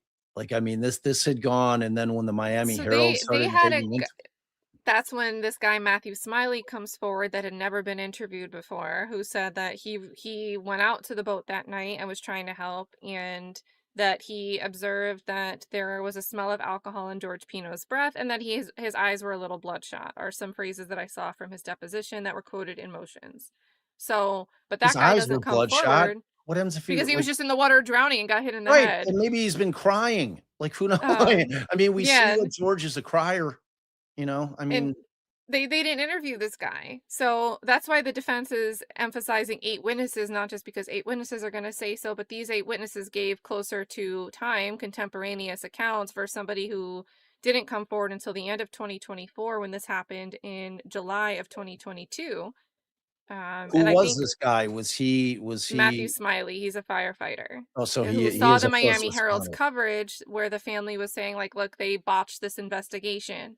So then this guy comes forward and says, like, look, they didn't interview me either, and wanted to speak with the state attorney's office. So, and Yeah. what he's saying might be, he might have an accurate reflection. He might have a perfect memory. Who knows? But there's still questions about why wasn't he interviewed contemporaneously if he had such important information to give, and he was apparently there at the time this all happened. Like, what Yeah, was that's FWC doing? right. That is it's a very interesting question. And why aren't any of the other people, at least, the people I'm going to have to figure that will have the most weight with the jury are the first responders, right? The people, law enforcement that were out there, and none I of think them indicate. Lucy's dead. Yeah. Like, Because the time it's got to frame be from hard. when they leave the sidebar, how long? There couldn't have been that much time from when they gather all the girls up, get the boat going, they leave the sandbar, and then they're back. Well, like, how much time passes? 10, 15 minutes? So I think they were leaving around 5:30 was when they said bye. The Fernandez family said bye to everyone that was staying on the boat. And then this accident happens around like 6:40, 6:50 is when they're approaching the So channel there's marker. there's It's like like an hour 15, hour 30. okay. So they hung out there for a while, got the girls all gathered up, and then made their way in. Yeah, I don't know. It's He's not an supposed to easy case. testify. I wouldn't want to be in the position as a defense attorney to have to ask the dad of the victim those things, but you have to. So that's going to be tough to watch, I think. Yeah, definitely. It's going to be really, really tough to watch. The whole trial is going to be tough to watch. You're just dealing with devastated families. So, well, we've got a lot. We can skip a lot of this too once we start playing again because they go to the wall for a while. Oh, they do? Yeah. Yeah, look, I think we'll see them, what they do here, if they like walk him out of the room or just go to the wall. I wonder if his side is wearing green just because like they want to have color unity too. Maybe it's just a coincidence two people have green. Because we can't really see behind them. No. But this whole side is wearing blues.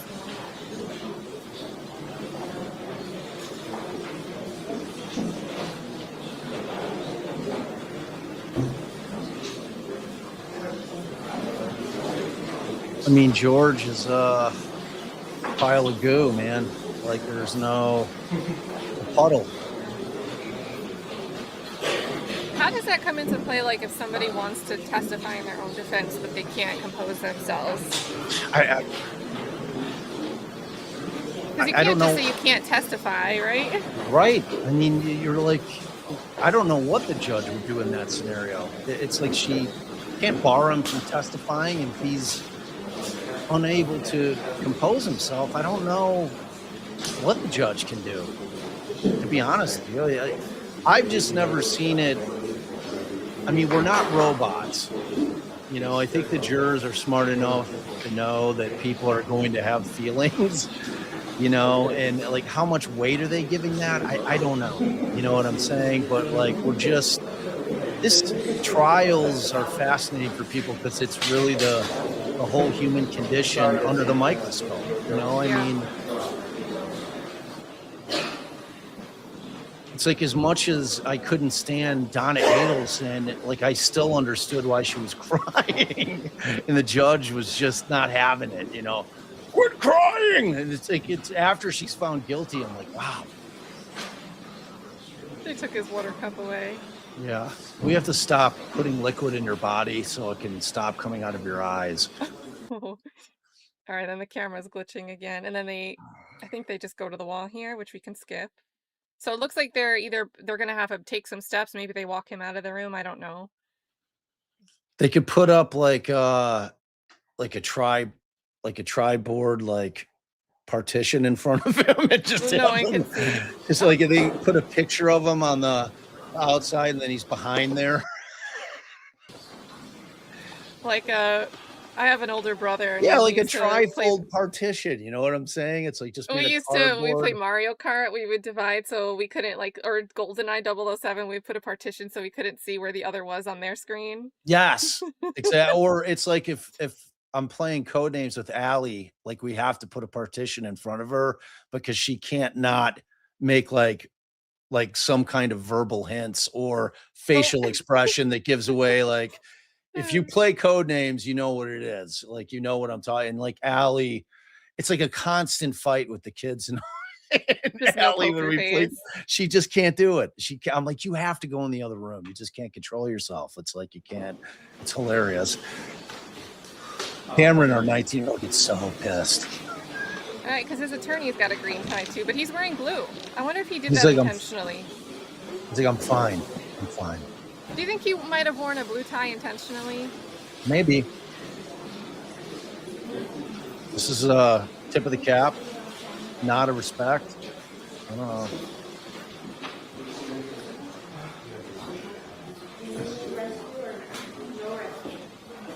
He is going through it. Look at his breathing. You know, I was outside there is when I understood it. That's right. Normally I would pull the alarm. They don't need to be reset? No. They would pull the alarm for a crying defendant. Okay.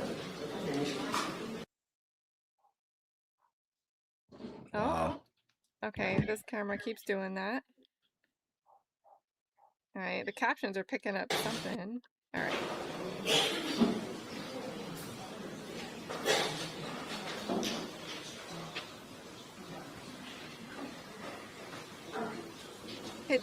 Well, if he wanted to testify, he couldn't take a sedative. But if he's just sitting there, could he have a sedative? Or would that say it's like impeding on his participation? I think that would be like I wouldn't even bring it up with the judge. You know what I'm saying? Like the judge is gonna be like, if he's like, should I take a Valium? Like maybe that'll help my anxiety. Like I don't know. The foresight that it'd be an appealable issue because he wasn't actively right.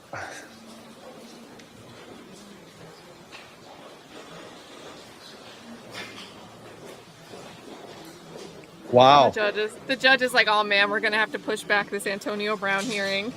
The defense rested in Carmelo Anthony. Oh. You know that case? Well, it's the end of the day. Did they just rest now, or did they rest earlier in the day? Somebody messaged me that the defense is rested in the Anthony case. Because that's like a day and change of presentation, right? Although well, I think they went Saturday. I don't know if they put anybody on. Like I don't know if the defense, because the state rested on Friday, right? I think the state rested Saturday morning, and then the defense began calling at least one witness. So yeah, I mean, I guess day and a half. Like they were talking about going all week. Yeah, maybe. But sometimes I think that like defense attorneys will say that just so the state can't predict, or obviously to make sure. Kat, are you trying to like tell trade secrets here? Obviously, something caused a pivot, a necessary pivot, and a lot of times defense attorneys would never leave the book open. 100%, and a lot of times it can be as simple as that you don't really feel that the state met their burden. Yeah. You know what I mean? And it's like you didn't win on the motion for a directed finding or directed verdict, but you feel like you can trim your case down substantially. Just to kind of, I'm curious if do you think Carmelo testified? I'm going to say if they rested, probably not, because I imagine he'd be on the stand a long time. Maybe not. I mean, it was a very 5-minute occurrence, you know? I don't know. If we had the chat would be... Only if we had the chat! I have one, I refreshed on Twitter, and it's like, someone saying defense is ready to shake up the courtroom 42 minutes ago, and 27 minutes ago, the defense is rested. They need transparency for this reason. Exactly.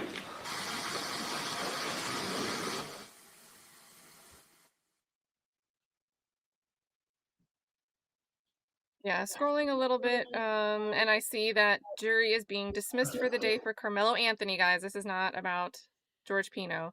And called back tomorrow for closing arguments from both sides because, well, that's a Texas case, so that's Central Time, right? Yeah. So it'd be about 2:56 there right now.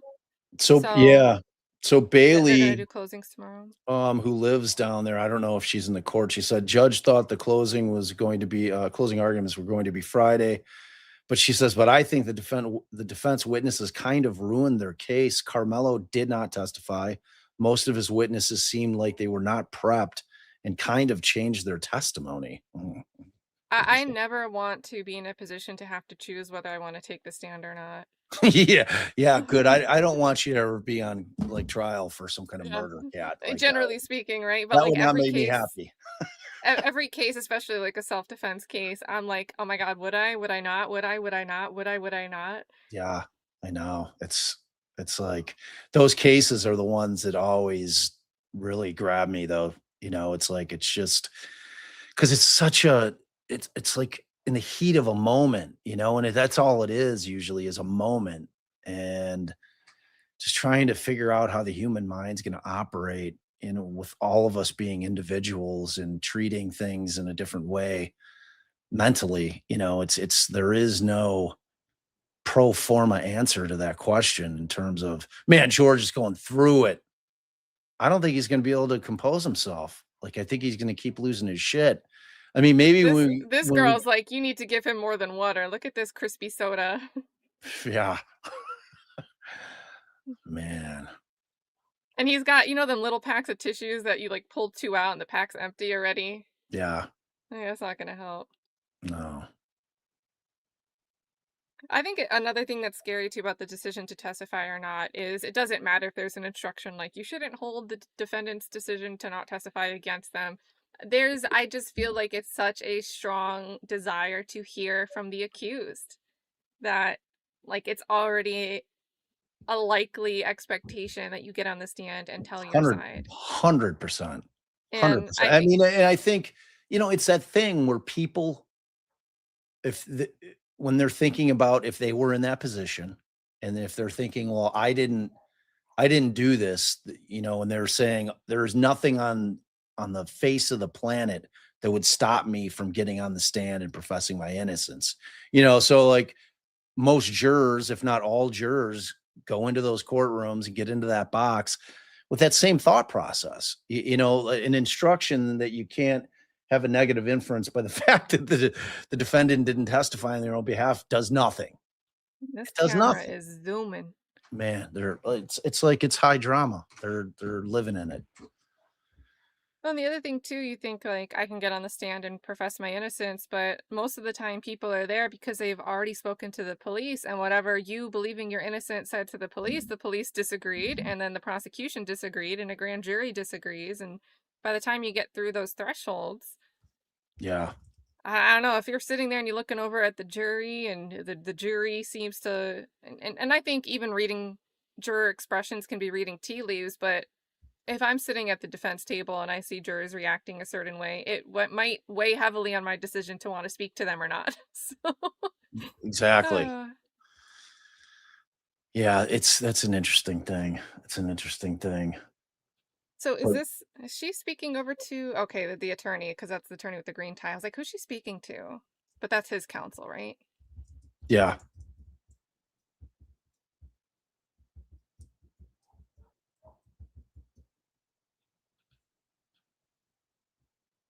How much blooping time do we have?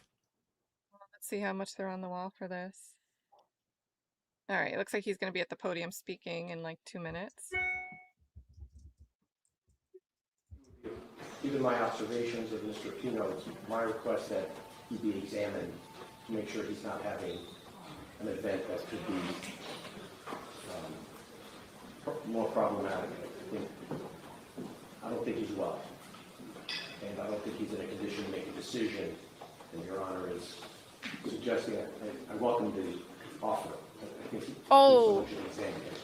I don't think I'm competent to give an opinion about his health situation. Did she offer maybe a mistrial, do you think?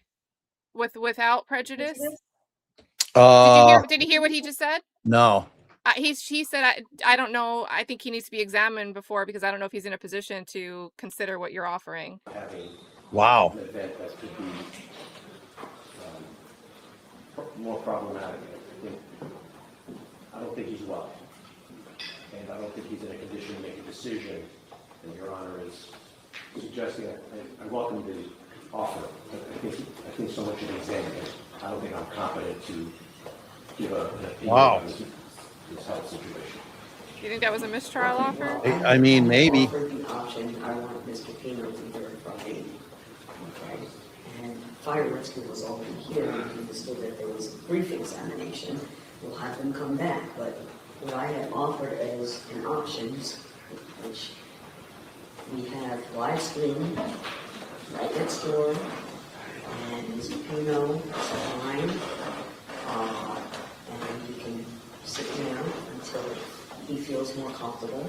I'll let the jury know that, so that we can continue with our proceedings. That was the option I offered.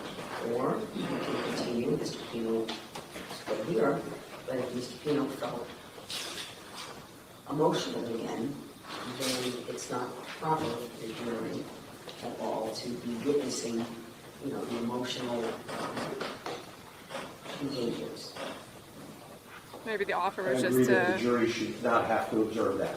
And so what I'm asking is whether we can have him examined before we continue with the proceeding, so that if there's a serious medical issue, that we're not just assuming that it's appropriate to remove himself from the courtroom. And for the record, he was asked. Right. 10, 15 minutes ago, and if you have some concerns that, he needs that additional assistance, then we're going to make a call again and have them come. Even if Mr. Pino says he doesn't want them to come, now we're going to have them come.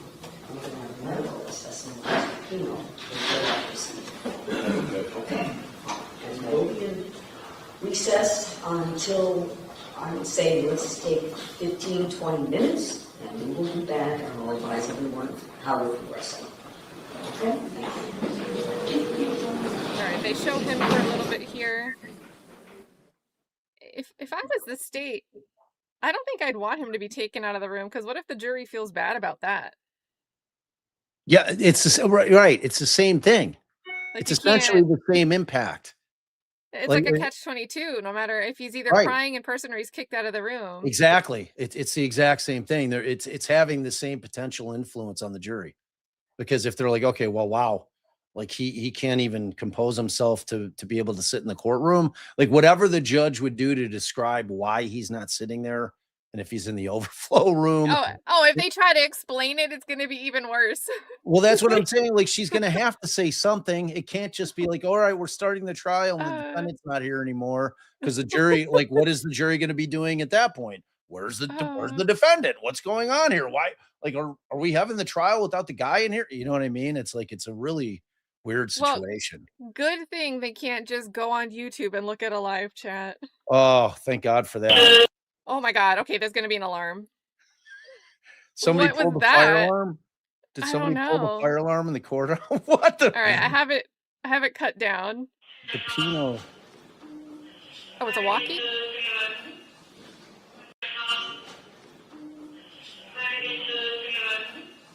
It's Miami-Dade to something.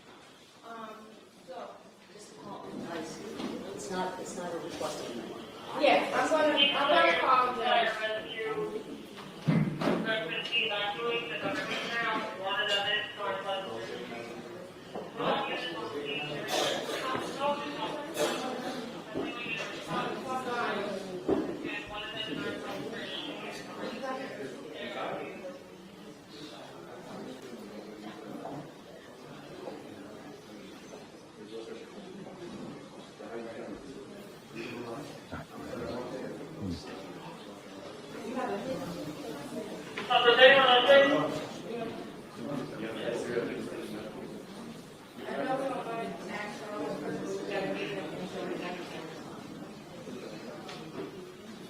I should have stayed in Miami this week.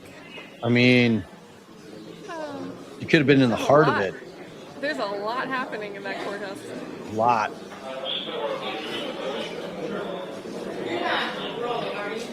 Oh. But did the camera person just lie? What did they ask? You're not rolling, are you? And then she said, oh, okay. And then the camera pans to the wall. Wow. Oh, sorry. Okay.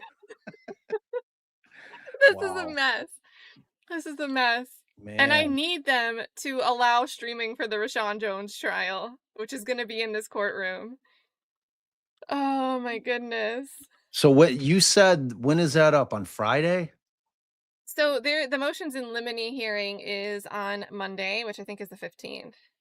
Yeah, the 15th. They had an emergency hearing Monday, like a week ago from today. They had an emergency hearing added to the calendar. You know, attorneys can just go book a emergency hearing. Yeah. That I went down for because the judge has been shutting off the Zooms. And I wasn't like broadcasting any of the Zooms. I was just watching. But the last hearing where there was a calendar call and then Rashawn Jones' case was called, she ended the Zoom when she called Rashawn Jones's case. So when I saw the emergency hearing booked, I went down because otherwise I wouldn't know what was happening. So, wow. But his retrial is scheduled for September 14th. And that will be here before you know it. With a blink of an eye. Blink of an eye. Trial 1 is only some parts of testimony are uploaded. Like the lead detective, there's like an hour and a half of footage and most of it's just playing his interrogation. But he was on the stand for more than a day and there's only an hour and a half of his testimony available. Wow. And the jury, reportedly, a juror spoke to the media and to one of the attorneys and said that the jury was split 5-1 in favor of acquittal. So, wow. Like, I think it should be televised. I think people should be able to see what's going on. Always. And why we're retrying something that we were 5-1 on. I mean, you're the kings and queens of the sunshine law, you know? I mean, it's like everything out in the open. This courtroom must be cursed. They must think that they have so much light coming from this backdrop that that's all they need. Because it's the same courtroom, I'm telling you. It's the problem. It's the jinxed courtroom. Yeah, this must be like their large courtroom where they do stuff that's higher profile. Okay, I'm jumping ahead, but we must have a lot more to go because nothing's popping up. I've been sitting here tapping forward. Oh boy. Well, Bob, get to talking. What happened? All right, they come back. Oh, thank God. Oh, we're going to have to really kill some time. We went to chat without a chat. Chatting without a chat. Yeah. Wow. So, well, his lawyer was asking that maybe he be examined in the other room. Yeah. She offered to allow him to sit in the other room. His lawyer then asked if he could have him a physical examination of him because he thinks concerned that there might be something else physically going on with them. Like maybe the guy's you're not in a state to make a decision. Now, this is also interesting and I promise we'll get to it, but also interesting because a back and forth in this case is, did he make up this lie to defend himself by saying that there was a big boat causing a wake? Or is that just something he made up? Because the defense plans to call a witness that's going to testify to traumatic brain injury that he sustained and false memories that could be the result of that traumatic brain injury. So maybe seeing him have this physical ailment is especially prejudicial to the state because a juror could envision that could be why he's not lucid when he's remembering these other things. Maybe. I mean, like, to me, this is just pure human emotion. It's like, it's not complicated. It's hard to explain to people that have never been in the system, especially in terms of sitting in the defendant's chair. Like I had a client and Ali and I took it to a jury trial and it was a reverse buy, 16 kilos. And like, they had come after our guy claiming that he was the lookout during this reverse buy. And a reverse buy is when law enforcement, The confidential undercover, or- right, or CIs, but in this case, it was actually undercover law enforcement that put this deal together. So this deal is taking place. Anyway, we fought it very, very, very hard, and so as we're sitting there waiting for the jury to read its verdict, our client standing like he's right to my right, and like he's breathing like George Pino was breathing, just like, when you're waiting, my heart's going a million miles an hour. There's no other thing that I've ever experienced. And I've handled a lot of high stress shit, like taking the bar waiting exam. for a verdict. And there's nothing like it. So as soon as they read not guilty, my client's nose just exploded. Like he started pouring blood out of his nose because his heart was going so fast. It was crazy, but it was like a perfect representation of just how high pressured that was. It was a crazy thing because it's like, as the attorneys, you're feeling it too. You know what I mean? Because like in that particular situation, whereas he might have been involved, he definitely removed himself from the conspiracy. You know what I'm saying? Like he had called his wife at work. He's like, I think some crazy's going down here. Like, you got to get me out. Like, so that whole thing. And it was just, and the state's offer on that thing was like 8 years on it. And his wife was pregnant. Like he just like, it was his whole world was, about to collapse on him, depending on what that jury had to say. It's just a lot of stress, it just is. Can you imagine sitting there not being able to change your clothes? Oh my God. No. Let's see what she says. And guys, we are like almost real time. So no more stream delay since we don't need to delay. Yeah. Oh, okay, wait. She's really quiet. My volume's really quiet.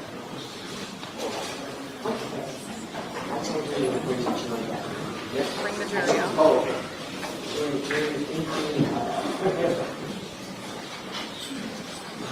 We will bring the jury. Okay, this is we'll go back on the record now. Jury will be coming back in a moment. We are going to suspend the proceedings today. Oh, we're done for the day. We will resume the proceedings tomorrow at 9:30. The question is going to be whether it's in this courtroom, since apparently, not only did we have, apparently there was a 6.1 earthquake in Cuba while we were all out there. There also is an issue with the air conditioning. Oh my God. As you probably could tell. And I'm not sure if it's just affecting this side of the courthouse. So, we may or may not be in session in this courtroom tomorrow, or in another courtroom on the other side of this hallway. There's several courtrooms available on the other side of the hallway. But what that would mean is, ladies and gentlemen, that we would have several other courtrooms available for... All right! Oh my God. Hold that thought. Is there a gummy bear on the floor? Oh, it's an exhibit marker. All right, so there's the jury feed again. So they might move to another courtroom.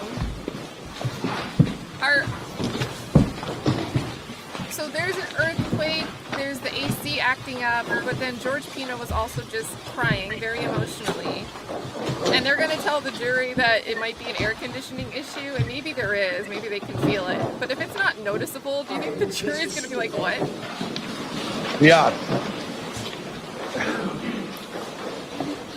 This is like what they would call a perfect storm. I apologize for the delay, and thank you for your patience. I'm sure Renee is taking good care of you with snacks and coffee. What do you do? Never all of it? Keep them coming. However, we are going to suspend the proceedings for today.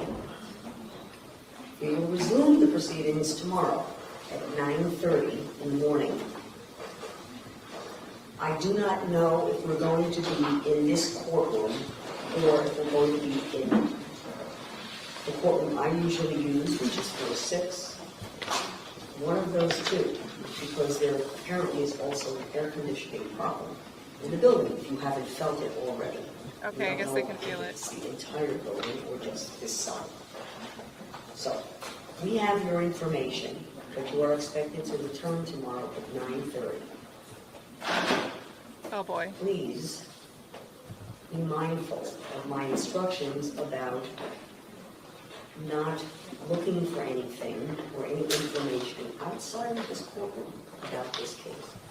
You have heard no evidence. So please do not become an investigator. Do not go in social media. Do not talk to each other about this case. Do not speak with anyone about this case.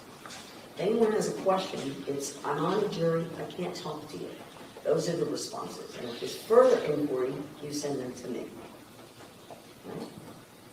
If anyone attempts to speak with you or in your presence about this case, please remind them you're on the jury.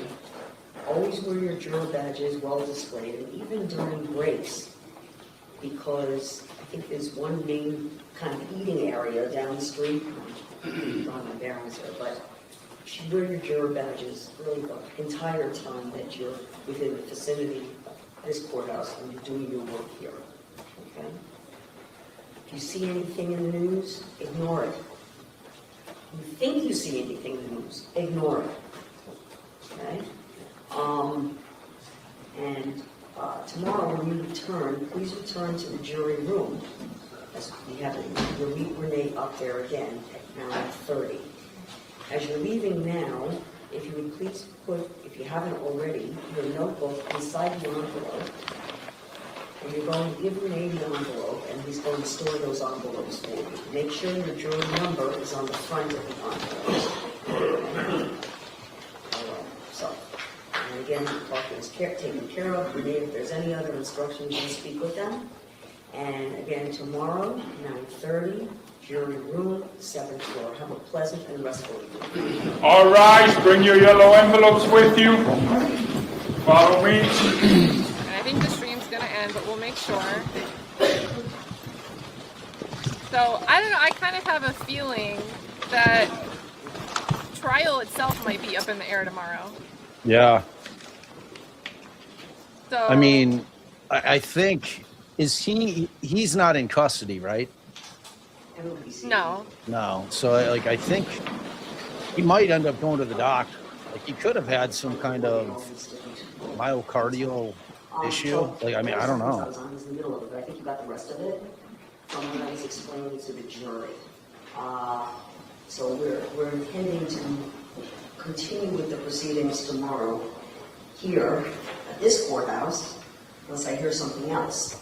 Unless I hear something else. In terms of providing that information, as soon as I get the information, I'm going to extend it and make sure the attorneys and everyone knows. But I'm hoping to be back in this courtroom tomorrow. If not, we're going to make arrangements if we can hopefully stay in this building to work on the other side of the building. And we'll set up several courtrooms if needed for whoever wishes to be present. Might not be in the courtroom we're working in, but you'll have the entire proceedings. You'll be able to observe them through the live stream. So I expect that that's what's going Can we re-enable the chat? Bob, let's re-enable our chats. Okay. Oh my god, this is gonna be fun. It's gonna be like a stampede. I think we can do that, right? Let's go find I don't see why not. Today we learned.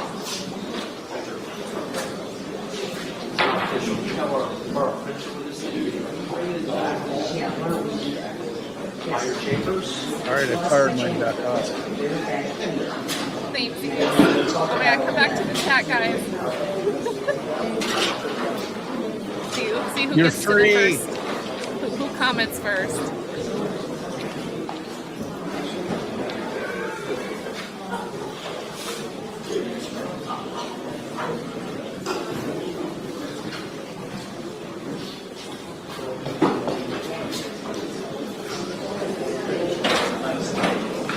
Oh, I think Sharon was first, right? Wait, let me see. I haven't seen anything pop up yet. Oh, it's not coming through on StreamYard. I have to look through it on the... Oh. Which means I won't be able to pull them on screen. Maybe it'll catch up in a second. Oh, yeah. There they go. They're in here. Oh, so I see you through YouTube, people. I see Sharon. I see Factual Lie yelling freedom. Who do you see over there? All of them. Sharon, Brian, Living Story World, DJ Walker, your gal, Jeremiah, Alex, Melissa, Wildside, Brooklyn, Palmyra, Christina, Lawsy C, Bailey B, all the peoples, Fire Lawyer. You guys survived it. Now Amanda you know. says free the chat. Nerdy Girl says we're back. Jersey Girl Trey says we're back. Medina Finn says why was the chat disabled? Court ordered, and we didn't want to. Although we think that that's not really allowable, we didn't want the stream. Yeah. Or I mean, worst case scenario, we didn't want the the whole stream to get cut. Yeah, they wouldn't have, and then we wouldn't have been able to see what. Like, can you imagine if there was no feed and then we heard that everything recessed for the day? We would have been sitting here like, what happened? Because when there's no feed, sometimes the reporting doesn't really tell you. Yeah, I know. Well, I mean, it was so we got through half the openings in about 5 minutes of the defenses before a very unusual thing happened. Like, there's no question. I can't say that I've ever seen opening statements in a trial get delayed based on the defendant breaking down emotionally to the extent kind of broke down in, like, I don't know, in an unexpected place, I think. I think I don't like what is unexpected, like there is no it just happens. He's feeling all of it. Like, this guy feels like shit. This dude isn't walking around like, oh, it's no big deal. Like, this guy has been feeling this for 4 years. I found a cheat code to get the chat on screen. Don Burke, thanks for the gift. Let me pull up your stream so we can toggle. Chat, we are trying to free you. We are trying to get you the chat. included. Free the Let chat. me find you.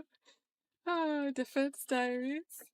Free the chat. All right, Defense Diaries, you're about to be pulled up on screen, so get your comments ready. Oh, yeah. Well, let me mute because I have like 3 of us talking in the background. Unchained. I don't want to hear my own voice. Okay. Free the chat. Oh, yeah. Team Ali. Am I in your chat? Yeah, that's my chat. Did I go to your feed instead of? I think you're in my feed. Okay, never mind. Cat Williams chat, get ready. I pulled up you twice, and thanks, I Cat. then realized it was the same comments, and I'm like, is everybody just in both places repeating themselves? That's very kind to make sure everyone can be included. Indeed, it's super inclusive. Let me queue up because I got to resize it right, otherwise, the video itself will block us. Oh, there's gifts. You guys are so nice giving gifts. What do gifts do? Like, I don't even understand. What do those do? Oh, it's membership, so people can use the. Oh, you mean the little gem thing? That's like a new feature. Yeah, what are those? It's like a sticker, but I think you have to be on mobile to send it. Oh, okay. See, I can't highlight anything. I can't. It just has to be. Oh, there's us. Okay, wait. Let's find. Look at that. We have Kristen Vasquez with the 5 gifted. So we've got Carolyn Taterville, Terrence, Pensive Peggy, great name. Medita, oh wait, no, you're just chatting. You've been green. And then we have Ipsy Dixits, great name, and Chaos getting a gifted membership. And then Sheriff Chuck, I see the party Chucks in the chat celebrating. Giving gifts to Nurse KL, Krista, Emmy L, R. Bauer, and there we go, Medita got a gift from Sheriff Chuck. So thank you to Kristen and Sheriff Chuck. Big time. Let's get them real time on the, look at all the lemon pound cakes. Look, everybody's just happy to be live. I know. All right, guys. Now that we have chat live and we've celebrated you guys being back with us, what are your thoughts on this case so far? Yeah, we want to We'll do hear it. some toggle back and forth. We want to hear it. Like, what are you guys thinking? What are you guys thinking so far? I mean, at this So- point, we've heard the state's theory, and tomorrow, hopefully, we'll hear the defense's theory. Eventually. Maybe, if he's good to go, if he physically is cleared. I am absolutely, if I'm his lawyer, I'm telling him he's got to go get a checkup. StreamYard's pulling again. What do you mean? It finally, StreamYard's giving me comments again. StreamYard. Oh, it is? Oh, yeah. Yeah, they just started coming in. But you guys are on the screen. We're not taking you off the screen. You guys are all on the screen today. Oh, it's not scrolling live. Wow, Brooklyn's going into the Wayback Machine. She's thinking Natalie Wood. The old Natalie Wood case, yeah. Wait, what case was that? That sounds familiar. Natalie Wood, like she died in a boating accident. Like she was like an actor in like the 40s and 50s, I think. It's some old-timey stuff. Yeah, I don't know. I mean, Carol, question of the day. I don't understand. It would be a violation for a juror watching the trial at any point. So what does it matter if there's a live chat? It's I don't know. I don't understand it either. It was a red and- rum, Brian says, with Natalie Wood. Oh yeah. Oh, like it Robert was a murder charge, like they thought it was intentional. Yeah. Like a crash or like a thrown off the boat. No, I wasn't saying that was her age. I was thinking, when was that? When did that happen? The Natalie Wood murder. Let's see. Yeah, Michelle says he said she fell overboard. Oh, I would never want to be in that position because who's going to believe you? Like, all right, so let's see. Oh, that was all the way in 1981 at the age of 43 while sailing off Catalina Island, California with her husband, Robert Wagner, Brainstorm co-star, Christopher Walken, and yacht cap. Ooh, Christopher Walken was on there. And the yacht captain, Wood fell into the Pacific Ocean. Initially ruled an accidental drowning, the ongoing investigation and reclassifications have kept the case in the public eye. I mean, so there were Wood, Wagner, and Walken had been drinking and reportedly arguing before retiring to their respective areas of the yacht. The Splendor. The disappearance so is there was a theory of an argument. Wow. Like motive, bad blood. The case was reopened in 2011. Reopened the investigation after the yacht's captain claimed he lied in the initial statements and that Wagner was responsible for a heated fight that preceded her disappearance. Huh. By 2018, investigators officially named Robert Wagner a person of interest, citing that he was the last person with her and the sequence of events leading up to the 911 call did not add up. Wow. Huh. We're gonna have to do like a boat series marathon. Death on the high seas. Stuart says, "Hey Kat, what did you say the investigating lieutenant's specialty was? I'm behind on your live stream, but didn't catch what you said during the state's opening." Yeah, because the state didn't want to say it and was like, "Oh, they got promoted," which I don't know why she'd emphasize that as well, because I think the investigation was lacking. So why would you emphasize that he was promoted? Because that kind of gives him credibility for what he investigated, and he decided there was no impairment. But from motions from the defense, the defense represents that he was a certified drug recognition expert at the time.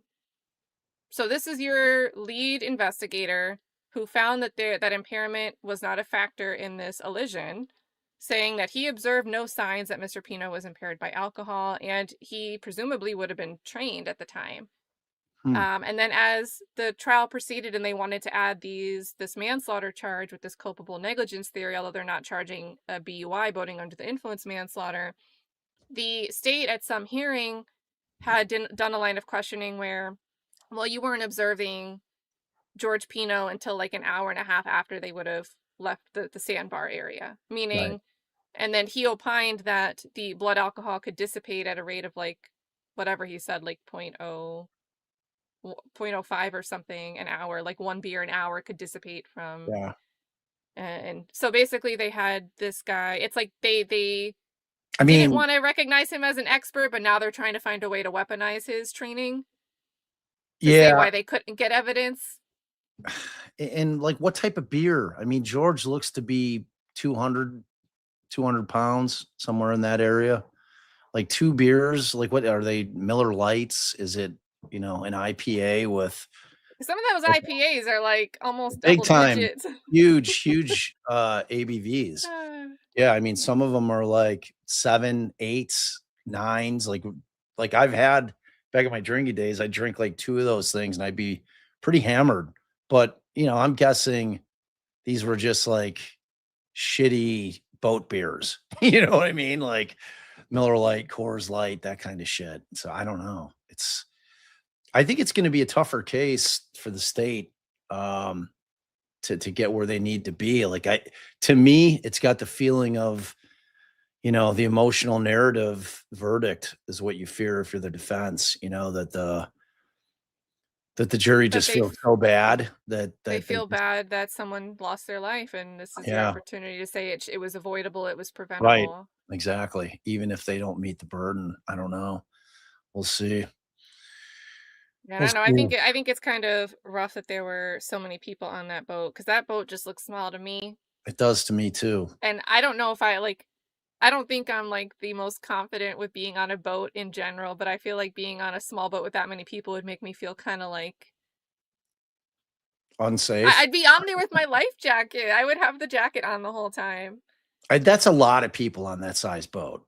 Like that is not a Mhm. huge boat. And like there's X amount of seats, you'll have the seats up in the front of the boat, and then you'll typically have maybe a couple like behind where he is stationed in terms of operating the boat. Like you'll have one opposite of him, usually, like another captain's chair. I don't know. It's just, yeah, I'm just curious as to what really happened. Like somehow he missed seeing the channel marker. Like I think that there's no question that he didn't see it until it was too late. The question is how. Like I'm not buying that it was because he was shit faced. Well, and I don't think he saw it and then tried to maneuver, because there's no indication that he tried to maneuver. That only came from the reconstruction. Yeah.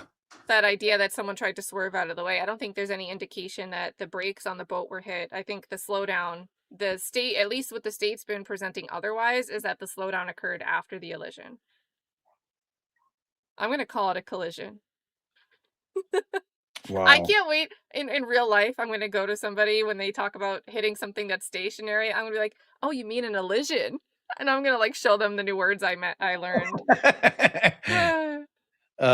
Yeah, I heard him say that. I heard her say that, the prosecutor, during her opening, in elision. At least she described it. At Yeah. least she described it. Yeah. Yeah. Also, Kristen thinks I think his crying was a manipulation tactic. No way. I personally do not think that about this situation, but I No do think way. that that's a thing that can happen. And I do think that some of the 6 jurors might think that, especially if they were taken out of the room and not able to see the rest of it. Now, is that prejudicial then? I think it is. Because if you were I think removed, it's prejudicial for everybody, because you don't know which way it's going to prejudice people. You know what I'm saying? Like you can make an argument for either side that it's prejudicial. For him, you're going to get the Kristen Velasquez's of the world who's like, oh yeah, what an act. Sure, buddy, keep on crying. And the reality is like that dude's going through it. Like that's.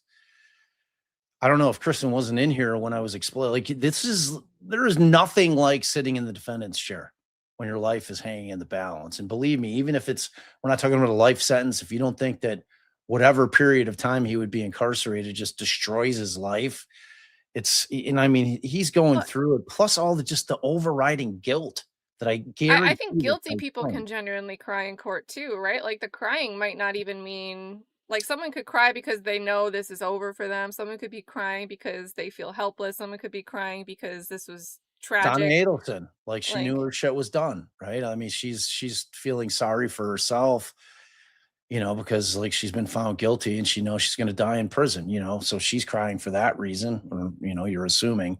But this guy, I can't think of a more inopportune time for him to break down than during his attorney's opening statement. You know, now like, the jury like got to hear prosecutor, and then they go home, and that's what they've got to cook on exactly. overnight. Exactly. Like I just don't think that was Ugh.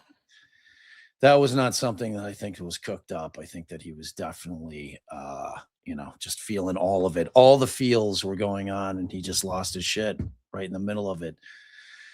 You know, I mean, he's going to be a mess throughout like you can tell he's going to be a mess. It says Cat's chat is convinced it's an act. Cat, what is going on? Let me switch over. Fight chat. Fight chat. Fight, fight, fight, fight. We got like fight night going between the two chats. And we all love due process. That's, it's like heck yeah. Channels, big due process channels. Yeah, that's crazy. Well, it was important. I had to get the due process. Otherwise, it would not have felt like a defense diary stream. I love it. I love it. I love it. I love it. Yeah, let's see. Is that your chat? We stand behind Kristen Vasquez. Hold on, wait. He was in full panic attack mode. That's what I think was going on. See, I was mostly listening when I was at work. Thanks for joining. Donna was definitely crying because she was cooked. Yes, yes, yes. Yeah, I mean, I think it's an authentic act. Wait, what do you mean? Explain the word act for me there. Yeah, I just think he was overcome with emotions. It just, oh my God. The didn't see any tears bullshit. I hate that. We weren't close enough to see tears. I think dry heaving is a thing. Yeah, he was definitely I've ugly cried without some tears. Oh yeah, for sure. For sure. And it is a gross sight. It is. And I'll have like snot, like my sinuses will be going, and it'll just be like not pleasant there, but it won't be like a waterworks from the eyes sometimes, depending on the type of cry. Yeah, that guy, ugly cry. See, that's the thing. Like our chat is the perfect example of the jury. You know, like to what you were asking, like who is it prejudicial to? It's prejudicial theoretically to both sides, everyone, because there's going to be people who think he's full of shit. But like I'm saying again, he's not like the monster. Like there clearly wasn't an intent to do this.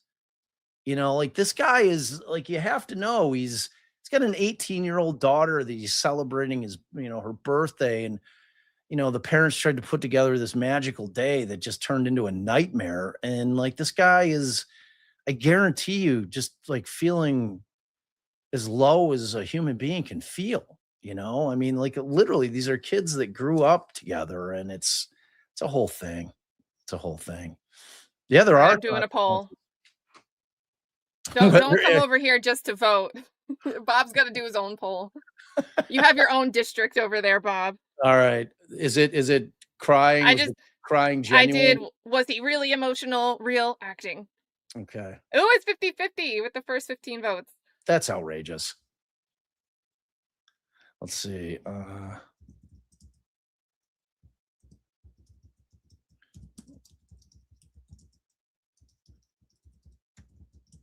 It's so funny because, I mean, we kind of because when we were about to start this stream, we already saw the thing about the no live chat, and we're like, okay, we'll just delay the stream. But initially I was going to ask Bob, like, hey, do you guys want to combine the chats and do the chats on screen? I didn't even ask that question because the chat was like a problem for this court proceeding. But we could really have the chat on screen fighting. All right, so we're 22 votes in over here, 24 votes. Was George's emotional outburst genuine was my question. Currently it's 89% yes and 11% no over here with 29 votes in so far. Oh my gosh. Yeah. Oh my God. We are the law and crime chat today. You are the law and crime chat. What? Because they can't have one. Wow. You guys are the court TV / law and crime chat equivalent today. And that, sadly, is not a compliment. Let me show this. Let me get real time on your chat. Katie says rock the vote. All right, there was a small dip. We're 57 in. It went down to 86% yes, 14% no.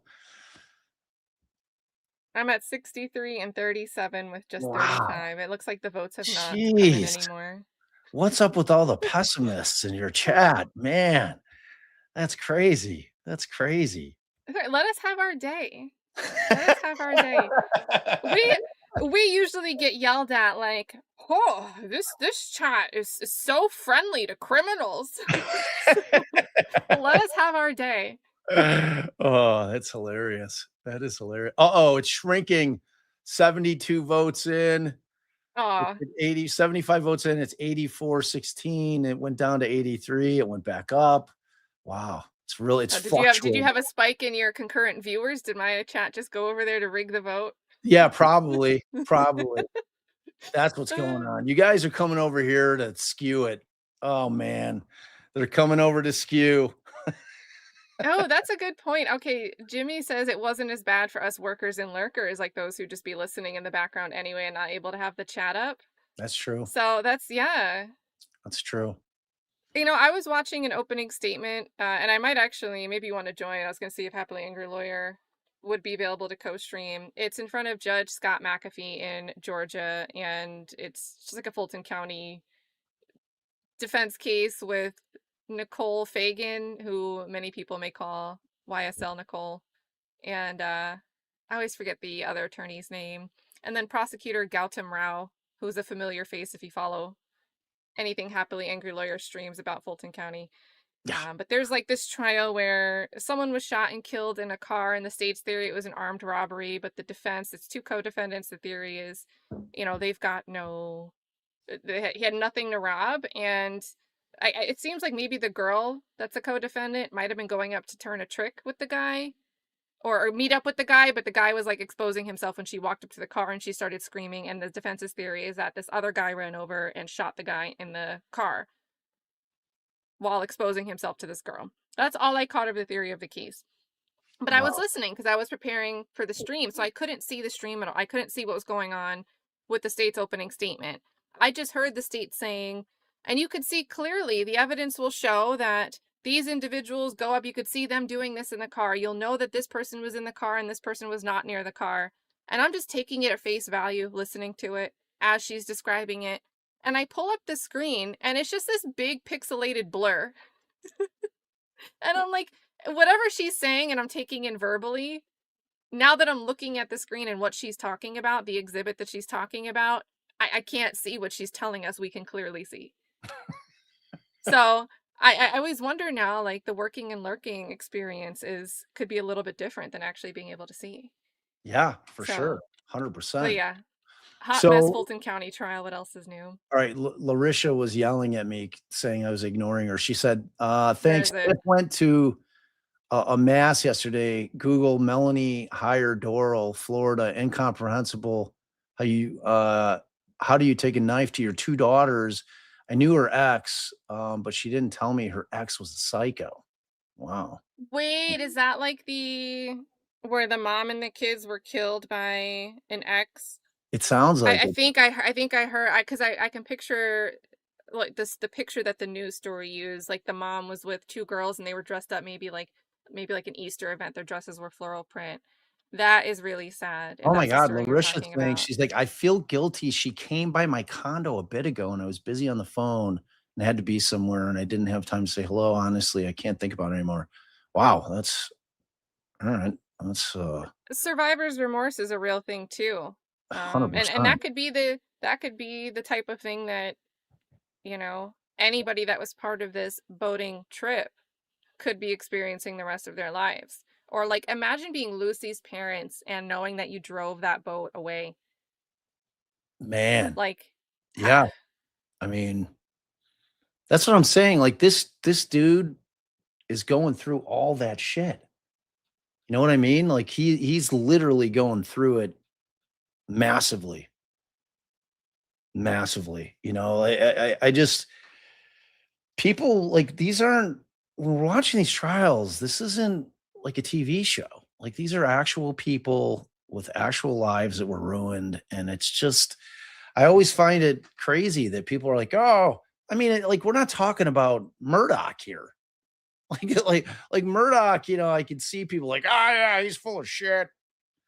Yeah, You I know, don't really think I've watched my chat. Have we watched like an accident type case like this? But I don't really think I'm usually like the accusation is like something premeditated or it's like a weird, bizarre civil free speech trial like Afro Man. yeah, So yeah. All right. So what time are we gonna go live tomorrow? I think we should at least do like an hour and a half delay. Maybe do you want to do a clean 2 hour delay? Because they're taking a lot of breaks. I don't anticipate that will be breakless. And we'll All have to right. make a So determination about chat. I don't know what we're going to do with chat, but we'll see what Law and Crime says tomorrow. yeah, Um, yeah. but Maybe there'll I be. do think if we give some time in the morning anyway, there could be a development. And I'll tune in, guys. So just because we start late, I'll tune in to check, like, is there going to be a seal on the wall? Is the judge going to come into the courtroom and say, hey, we're actually going to wait till noon because we're sorting out some issues with the building? So there's nothing happening on the record with the trial, but we have something that's delaying the case until a late start today. And then I can get in touch with you. But I think we should plan to at least start late. Okay. All right. So yeah, just text me. Allie will be with us tomorrow. She's flying in. I just found out that her flight's delayed 3 hours, which sucks. Uh, So now, yeah. So now she's getting it at 9 as opposed to 6:50, which is a bummer. But she'll be definitely hanging with us tomorrow. Looking forward to it. Yeah, it'll be Especially great. if we have bloops. Blooping, bloop, bloop, bloop, bloop, bloop, bloop, bloop, bloop. She's big blooper. It's big blooper, my wife. All right. Oh, wait, Kristen says, by the way, thank you for the 5, Kristen, but I think this is for Bob saying, I've been here. Where's my Johnny's? Sounds delicious. You guys look like you had great food when Runkle was visiting. Oh yeah. And no L in my last name. So did you say Velasquez when you were Velasquez? Oh, when you were Vasco. I speaking, don't Kristen? think so. Maybe I did. Freudian slip. Maybe. No L's, only W's. Kristen Vasquez. Yeah. I don't think I said Velasquez. Maybe I did.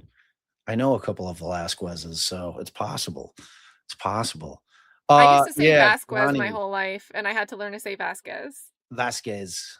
Because I'm horrible with names, and I don't mean any offense by it. Yeah, me either. I like anybody who listens to any of my Massachusetts coverage for any of the town names, they know. They know. I will butcher some names, town names, people names. It's all right there for me. All right, let's roll. Let's bounce. All right. Let's dip. So let me say a final thank you here, Sheriff Chuck, for the 10, saying not pessimist, just realist with the 10. Thank you, Sheriff Chuck.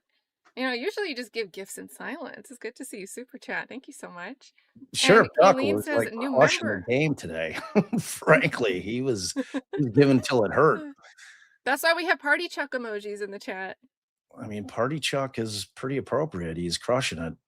That's fantastic. So my poll over here is still at 67 and 33%, even though 20 more votes have come in. So that's where I'm hitting the end poll button.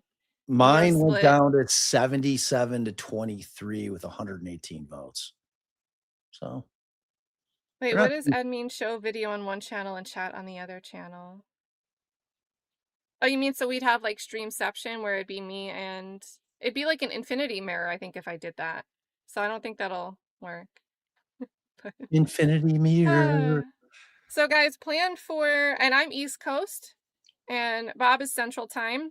So when I say a 2-hour delay, court, I'm assuming, is scheduled to start at 9 a.m. if all goes well in Florida. This is an East Coast trial. We're in Florida. So if we're starting late, that would be 11 Eastern Time, 10 Central. And you West Coasters, that's like bright and early. That would be 8 o'clock for you guys. Crack. I mean, not as early as it would be. It would be sick. Yeah. It's a little break. So let's do a 2-hour gap, but I'll post updates that I see and confer with you. If we do find out that they've got to like move the building and they're going to waste half a day, we would start later than that. So. Yeah, for sure. For sure. All right, you guys, we love you. Thank you so much for your generosity. We're so sorry that we had to shut down the chat. Kat and I both were feeling that deep in our feels. There's Look no at the chat question about correcting us. This is why we need them. Judd said 9:30. Okay. So it's a little later or earlier. Like 11:30, 10:30. Okay. All right. Well, 10:30 Central, 11:30 Eastern. Okay. So 2 hours Cool. past local time because we'll skip the lunch break either way. Yeah, So for sure. sweet. All right, I'm gonna hit the end button. We love you guys. Missed you so much, chat. Thank you So so much. much for coming back in here to celebrate when the chat was revived, and hopefully Free we the get to have chat. you guys. Yes, free the chat. Free the And chat. thank you, Bob, for hanging out with me. Oh, thanks for having me, Kat. I loved it. Bye, guys. Bye.